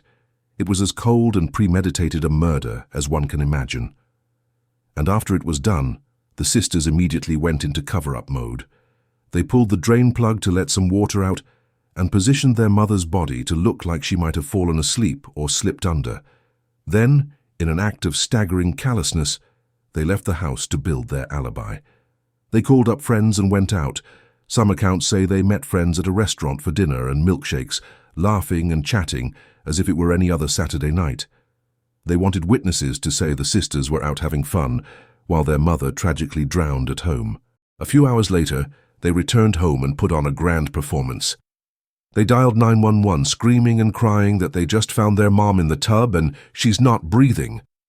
Paramedics arrived to the convincing sight of two teenage girls in hysterics and a mother who indeed appeared to have accidentally drowned. Police saw no immediate signs of struggle. There were no wounds on Linda's body, aside from a small bruise or two, which they attributed to slipping. Linda's blood alcohol level was very high. The toxicology also showed codeine, consistent with Tylenol 3 use. It fit with an accident scenario. An intoxicated woman falls asleep or loses consciousness in the bath and drowns. So the case was closed as a non-criminal incident. For the next year, the sisters proceeded to live their best life. They moved in with their father. Their parents were separated, and because they were minors, the life insurance money was put in trust for them, but that didn't stop them from fantasizing about how to use it. They bragged to friends about soon being rich. They became more popular at school because suddenly they had fewer restrictions. No curfew since Dad worked late, more spending money. They threw parties at their house, started planning a trip to Europe they'd take when the insurance money paid out. They even joked with the same friends who knew about the plan, saying, "We did it, we got away with it." If this sounds unbelievably brazen, it was. And it didn't stay secret. In January 2004, about a year after the murder, the older sister, maybe feeling invincible or maybe grappling with guilt, confessed the murder to one of her best friends at a New Year's Eve party. She spilled every detail, even laughing about how they had watched CSI to figure out how to scrub the crime scene. Side note, they actually didn't scrub much. Police later noted the scene had been suspiciously too clean, like wiped down. This friend was shocked. At first, she didn't go to police, uncertain if it was some sick joke. But a few weeks later, unable to sleep with the knowledge, the friend, with encouragement from her mother, anonymously tipped off the authorities that Linda Anderson's death might not have been an accident. Police reopened the investigation quietly. They exhumed Linda's body and had another look. Sure enough, what they initially chalked up to mild bruising now looked more suspicious under a forensic lens. Certain patterns could be consistent with being held or restrained. Meanwhile, they brought in the sisters for fresh interviews. The girls, blindsided by the re-examination, stuck to their story initially. But with evidence mounting, especially once police got hold of the sisters' online chat logs and journal entries from before the murder, which explicitly discussed plans to kill Linda, the case broke open. In July 2004, both sisters were arrested and charged with first-degree murder. Because they were minors, and Canada's youth justice laws are protective, the media could not name them. They became known simply as the Bathtub Girls. During the trial in 2005, the disturbing level of premeditation was laid bare. The courtroom heard how the girls joked about methods. One early plan was to electrocute Linda by tossing a radio in the tub, but they opted against it because of the mess and risk. They literally made a checklist: get her drunk, do it in the bathtub, wipes to clean up, etc. Not only that, but after the murder, they had itemized what to do with the insurance money: buy a fancy car, go on a European vacation, invest the rest. Sitting in court, the sisters, who appeared demure in schoolgirl uniforms and ponytails, showed little emotion as the extent of their betrayal was read into the record. Given their age, the sisters were tried under the Youth Criminal Justice Act, which meant the maximum sentence was far lighter than for adults. Ultimately, both pleaded guilty to second-degree murder, thus avoiding a trial and likely first-degree conviction. The judge sentenced each to 10 years, the maximum youth sentence. That broke down to 6 years in a youth detention facility and 4 years under supervised probation. Public outrage ensued. Just 10 years for matricide? But that was the law, and indeed the sisters served even less in custody, accounting for time on house arrest pre-trial. The older sister was released to community supervision in 2009 at age 22, and the younger in 2010 at age 21. They were given new identities and effectively erased from public view to protect them from vigilantism and allow them to start anew. To this day, Their whereabouts are officially unknown. Unofficially, there have been rumors. One married and had a child, becoming a loving mother herself.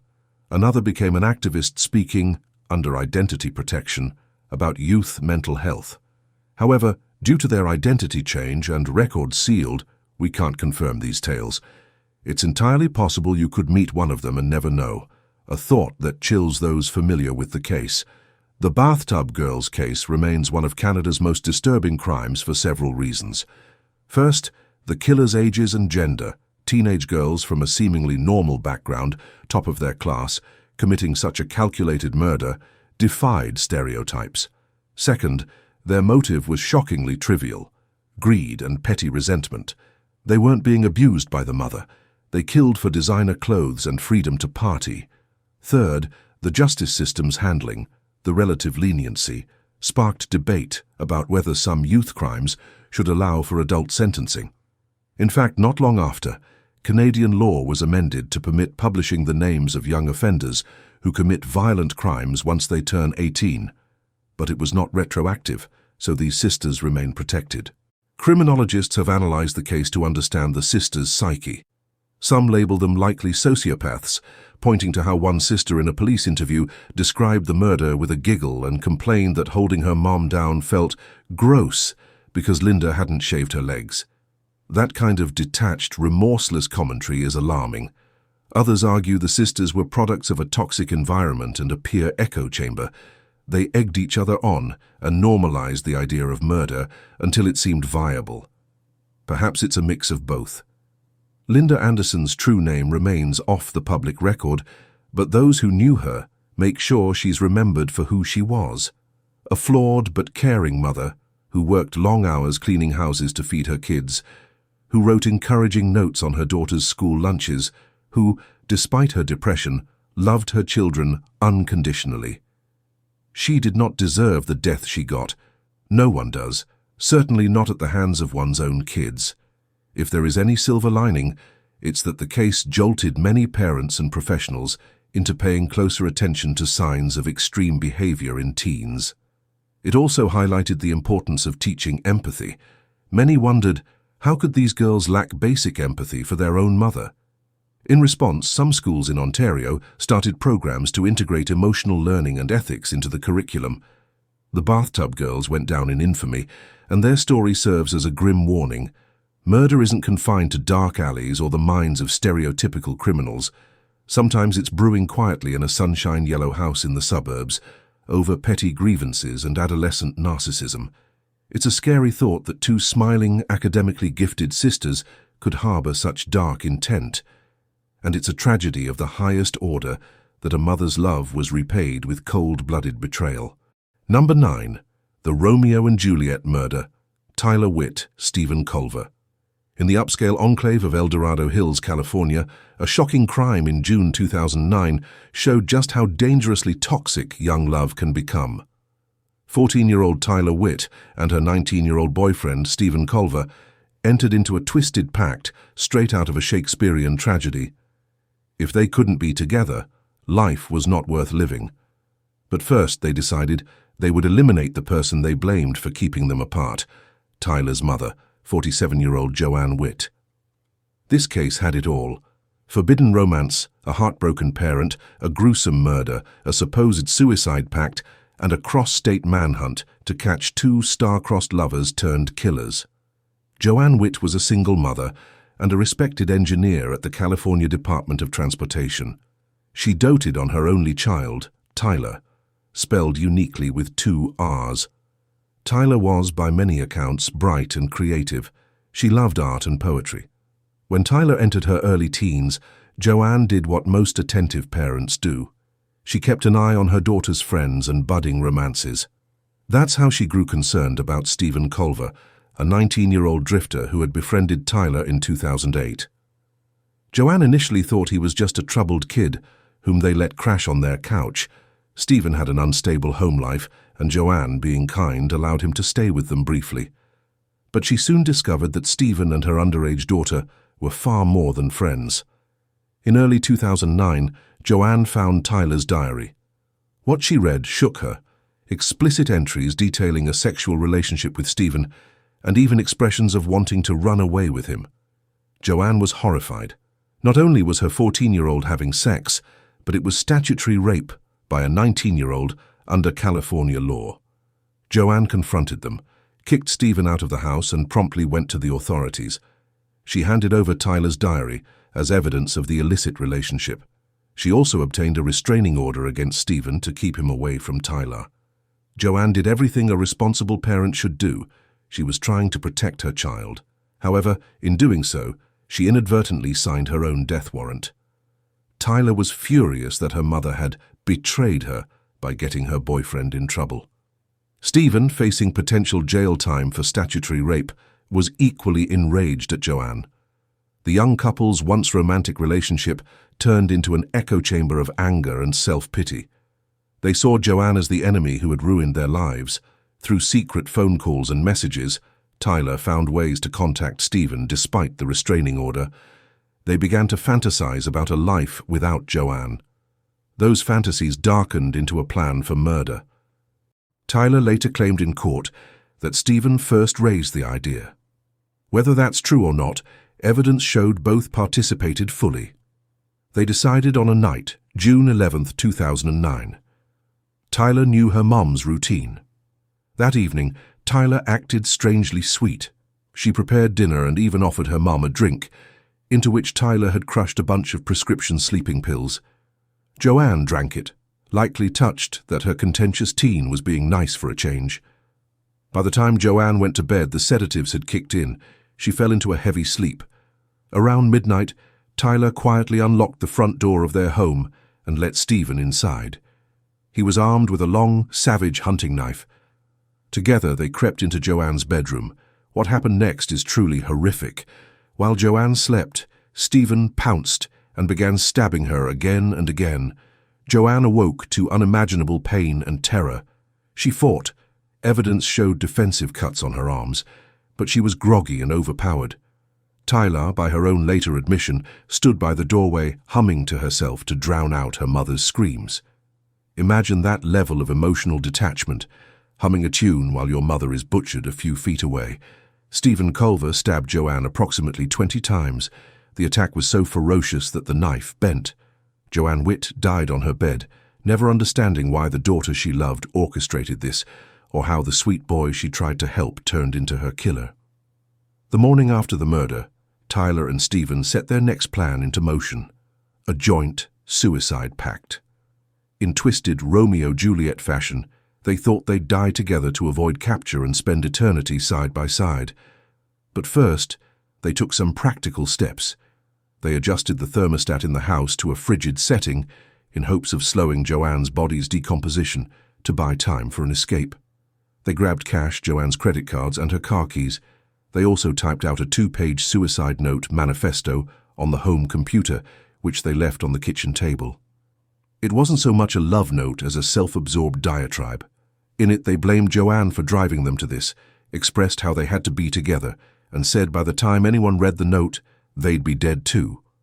With that, Tyler and Stephen fled El Dorado Hills in Joanne's gold Toyota Camry. For a couple of days, they managed to lay low. They drove west to San Francisco, about 120 miles away, using Joanne's credit card for gas, food, and a cheap motel. In a motel room near the Golden Gate Bridge, they stocked up on some over-the-counter pills and rat poison, preparing a deadly cocktail to take together. They spent their last hours like a normal couple, ordering pizza, watching movies. Bizarrely, one movie they watched was Donnie Darko, about a troubled teen. Perhaps they related. However, when push came to shove, neither actually went through with taking the poison. Perhaps cold feet, or a feeling that maybe they could actually get away. Back in El Dorado Hills, alarms were raised quickly. Joanne didn't show up for work on June 12th, and co-workers couldn't reach her or Tyler. After a day, concerned friends called police for a welfare check. On June 13, 2009, sheriff's deputies entered the Witt home and found a ghastly scene. Joanne's blood-soaked body on her bed, with multiple stab wounds and obvious signs of an attempted cleanup. Tyler was nowhere to be found. They also discovered the ominous suicide note and realized with a jolt that the killers were likely her daughter and the boyfriend. now a fugitive pair. A statewide manhunt ensued. Alerts went out for Joanne's missing car. The story made regional news. A teenage girl possibly kidnapped by her mother's murderer. Or was she an accomplice? On June 15th, acting on a tip about two teens loitering in the parking lot of a San Francisco grocery store, police approached Tyler Witt and Stephen Culver. They were arrested without incident. Inside Joanne's car, officers found evidence like Tyler's journal, with incriminating entries about hating her mom, and some items purchased for their planned suicide. The jig was up. Back in El Dorado County, prosecutors charged Tyler as an adult with first-degree murder, special circumstances for lying in wait, and similarly charged Stephen with the death penalty on the table for him. Facing that, both began to turn on each other. Tyler claimed she never wanted her mom dead, that it was all Stephen's doing. Stephen's side painted Tyler as the manipulative mastermind who talked him into it and even handed him the knife. Text messages and diary entries, however, showed Tyler's active hatred and planning. They truly were a team in this crime, no matter how they tried to shift blame post-arrest. In 2011, Tyler Witt took a plea bargain. She agreed to plead guilty to second-degree murder and testify against Stephen to avoid the harsher first-degree charge and a possible life without parole sentence. She was sentenced to 15 years to life in prison, meaning she has to serve at least 15 years before she can request parole. Given credit for time served, her first parole hearing could come around 2024, when she'll be 30. At her sentencing, Tyler delivered a tearful apology to her family, Joanne's sisters, saying she was young, foolish, and led astray by love. Joanne's relatives didn't buy it, calling Tyler out for never appreciating the mother who gave her everything. The judge admonished Tyler for the ultimate betrayal of filial duty and hoped she'd someday grasp the enormity of what she did. Stephen Culver went to trial in 2012. Tyler, true to her deal, took the stand and testified against him, describing in detail how he killed her mother. The jury didn't have much difficulty convicting him of first-degree murder. He was sentenced to life in prison without the possibility of parole. The death penalty was dropped in exchange for not requiring the jury's unanimous agreement, which might have been tricky with Tyler's involvement. Now in his mid-30s, Stephen will spend the rest of his life behind bars in California. The aftermath has been bittersweet for Joanne's loved ones. They successfully lobbied California to tighten laws on how minors and adults can interact. Joanne had also tried to get help from authorities before the murder, but felt the system moved too slowly to remove Stephen from their house. They mourn that Joanne's efforts to protect her child ended up backfiring in the worst way. However, they continue to honor Joanne's memory. A co-worker described her as the most devoted mum. Everything she did was for Tyler. The heartbreak is knowing that Tyler couldn't see that. Tyler Witt remains incarcerated, reportedly a quiet inmate who has gotten a college education in prison. Some rumors, unconfirmed, say she mentors at-risk youth in prison programs now, possibly a sign of remorse and wanting to prevent others from making her mistakes. Whether she'll be granted parole is uncertain. Many in the community feel her crime deserves the full weight of punishment. This case is often referenced alongside other notorious crimes of adolescent passion, like the Kaczynska's case we discussed. It underscores how a manipulative older predator and a vulnerable teenager can become a deadly mix. Tyler was indeed a victim of statutory rape and perhaps emotional manipulation by Stephen, but she then made the leap to become a perpetrator herself. It also shows the extreme emotional thinking of youth. Tyler and Stephen turned their forbidden romance into a fantasy where killing a parent and then themselves seemed somehow poetic. It's a dangerous mentality we see in some teen crimes, a dramatic, all-or-nothing mindset without grasp of consequences. For the community of El Dorado Hills, the murder of Joanne Witt was a wake-up call that even in picture-perfect neighborhoods, terrible domestic crimes can happen. Neighbors who knew Tyler never suspected she harbored such darkness. One neighbor remembered Tyler as the polite girl who babysat their kids. It's chilling to realize that on the surface, everything seemed fine until the horrific violence erupted. If there's any positive takeaway, It's the reaffirmation that when parents and authorities sense a young person in a dangerously unhealthy situation, like Tyler was with Stephen, swift action is crucial. Joanne did act, but tragically Tyler and Stephen acted in response even more swiftly. In the end, this Romeo and Juliet was nothing romantic, just senseless destruction of a loving mother's life and two youths' futures. It's a cautionary tale of how powerful and blinding first love can be, and how important it is to guide young people through it. Because without guidance, the results, in rare but extreme cases, can be deadly.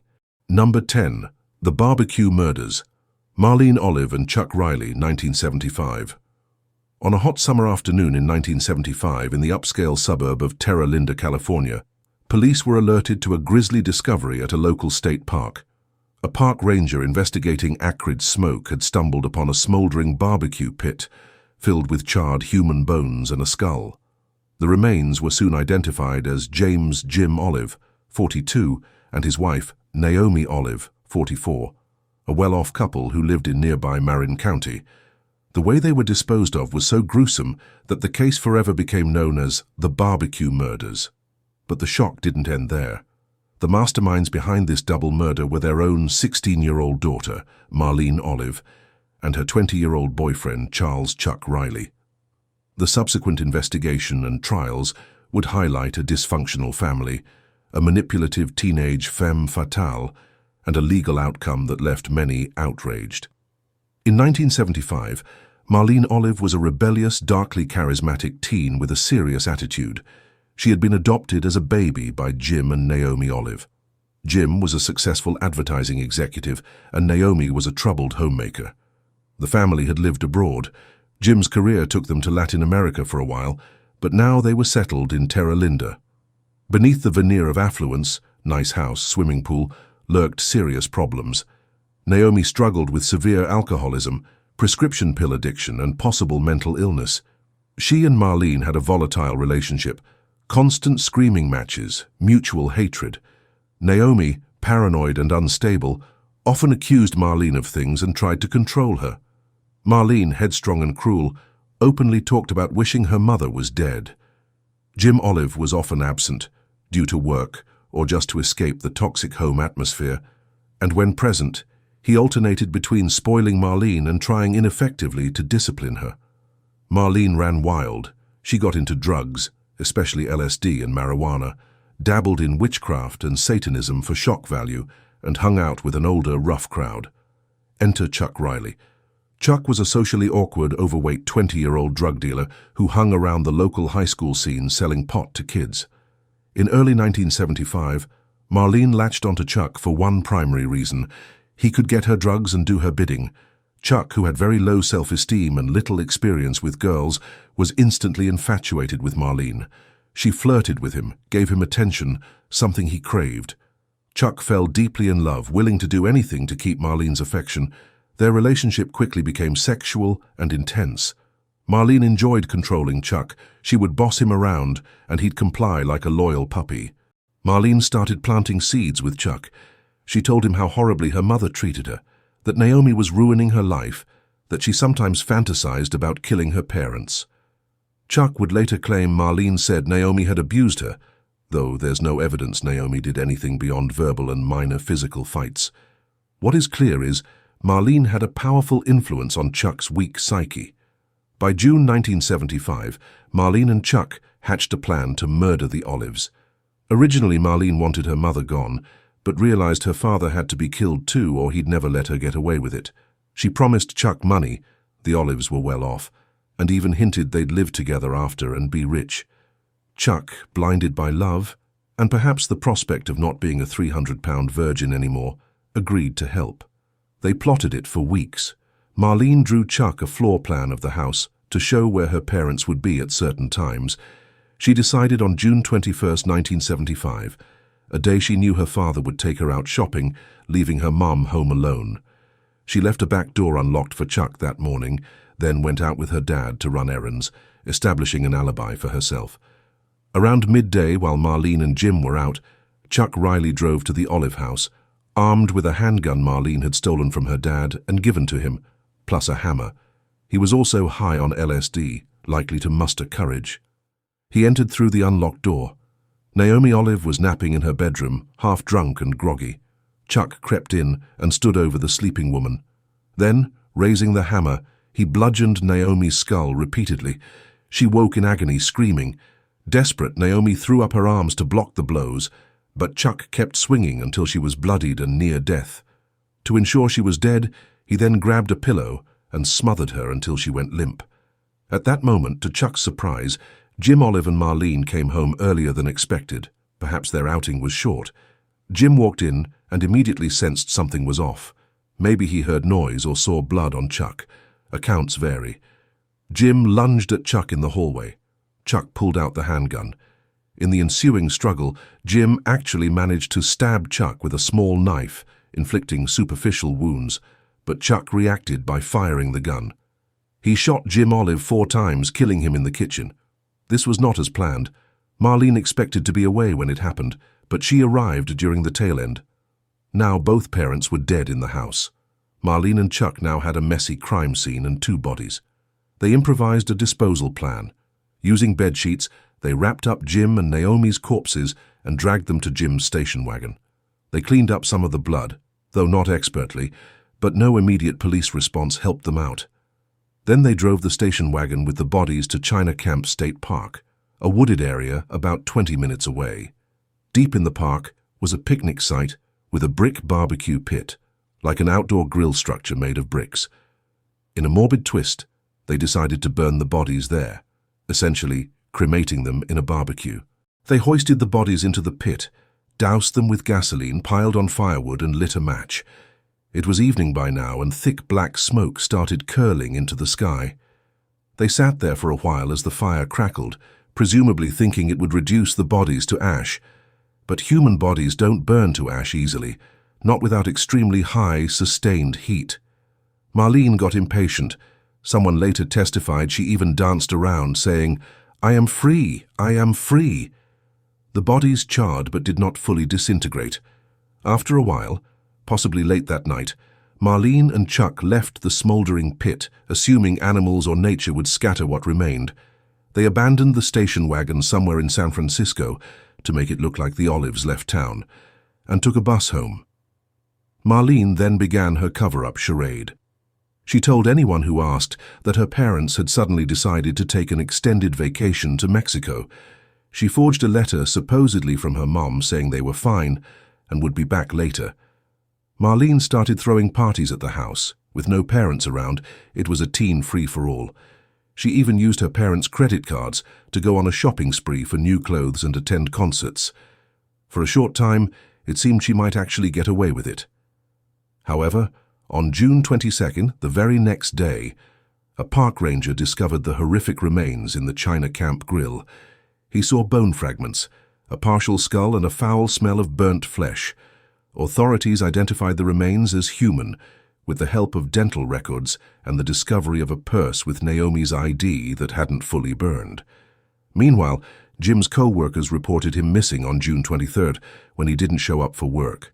Police went to the Olive home and found Marlene there, claiming her parents were in Mexico, but investigators sensed inconsistencies.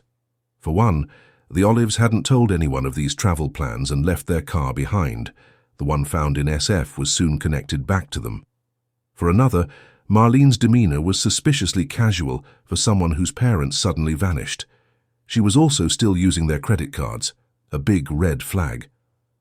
Under mounting scrutiny, Chuck Riley cracked first.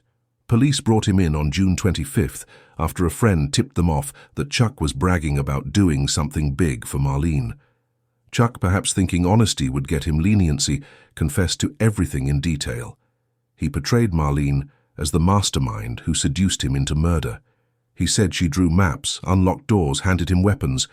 Effectively, he painted himself as the love-struck pawn in her evil plan. Marlene, when arrested, tried to minimize her role, claiming Chuck acted alone and she was just a scared witness. But the evidence, Chuck's testimony plus physical evidence like Marlene's fingerprints on the murder weapon and the letters she forged, strongly implicated her. The legal outcomes for the two were starkly different.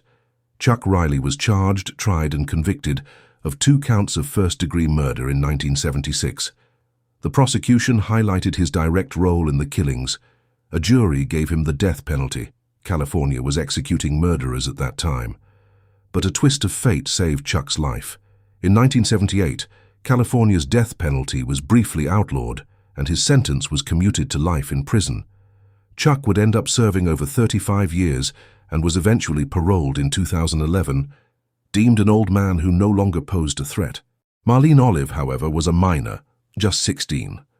Under California law then, she could not be tried as an adult for a capital crime, so Marlene's case went to juvenile court, which is closed to the public and operates like a hearing rather than a full trial.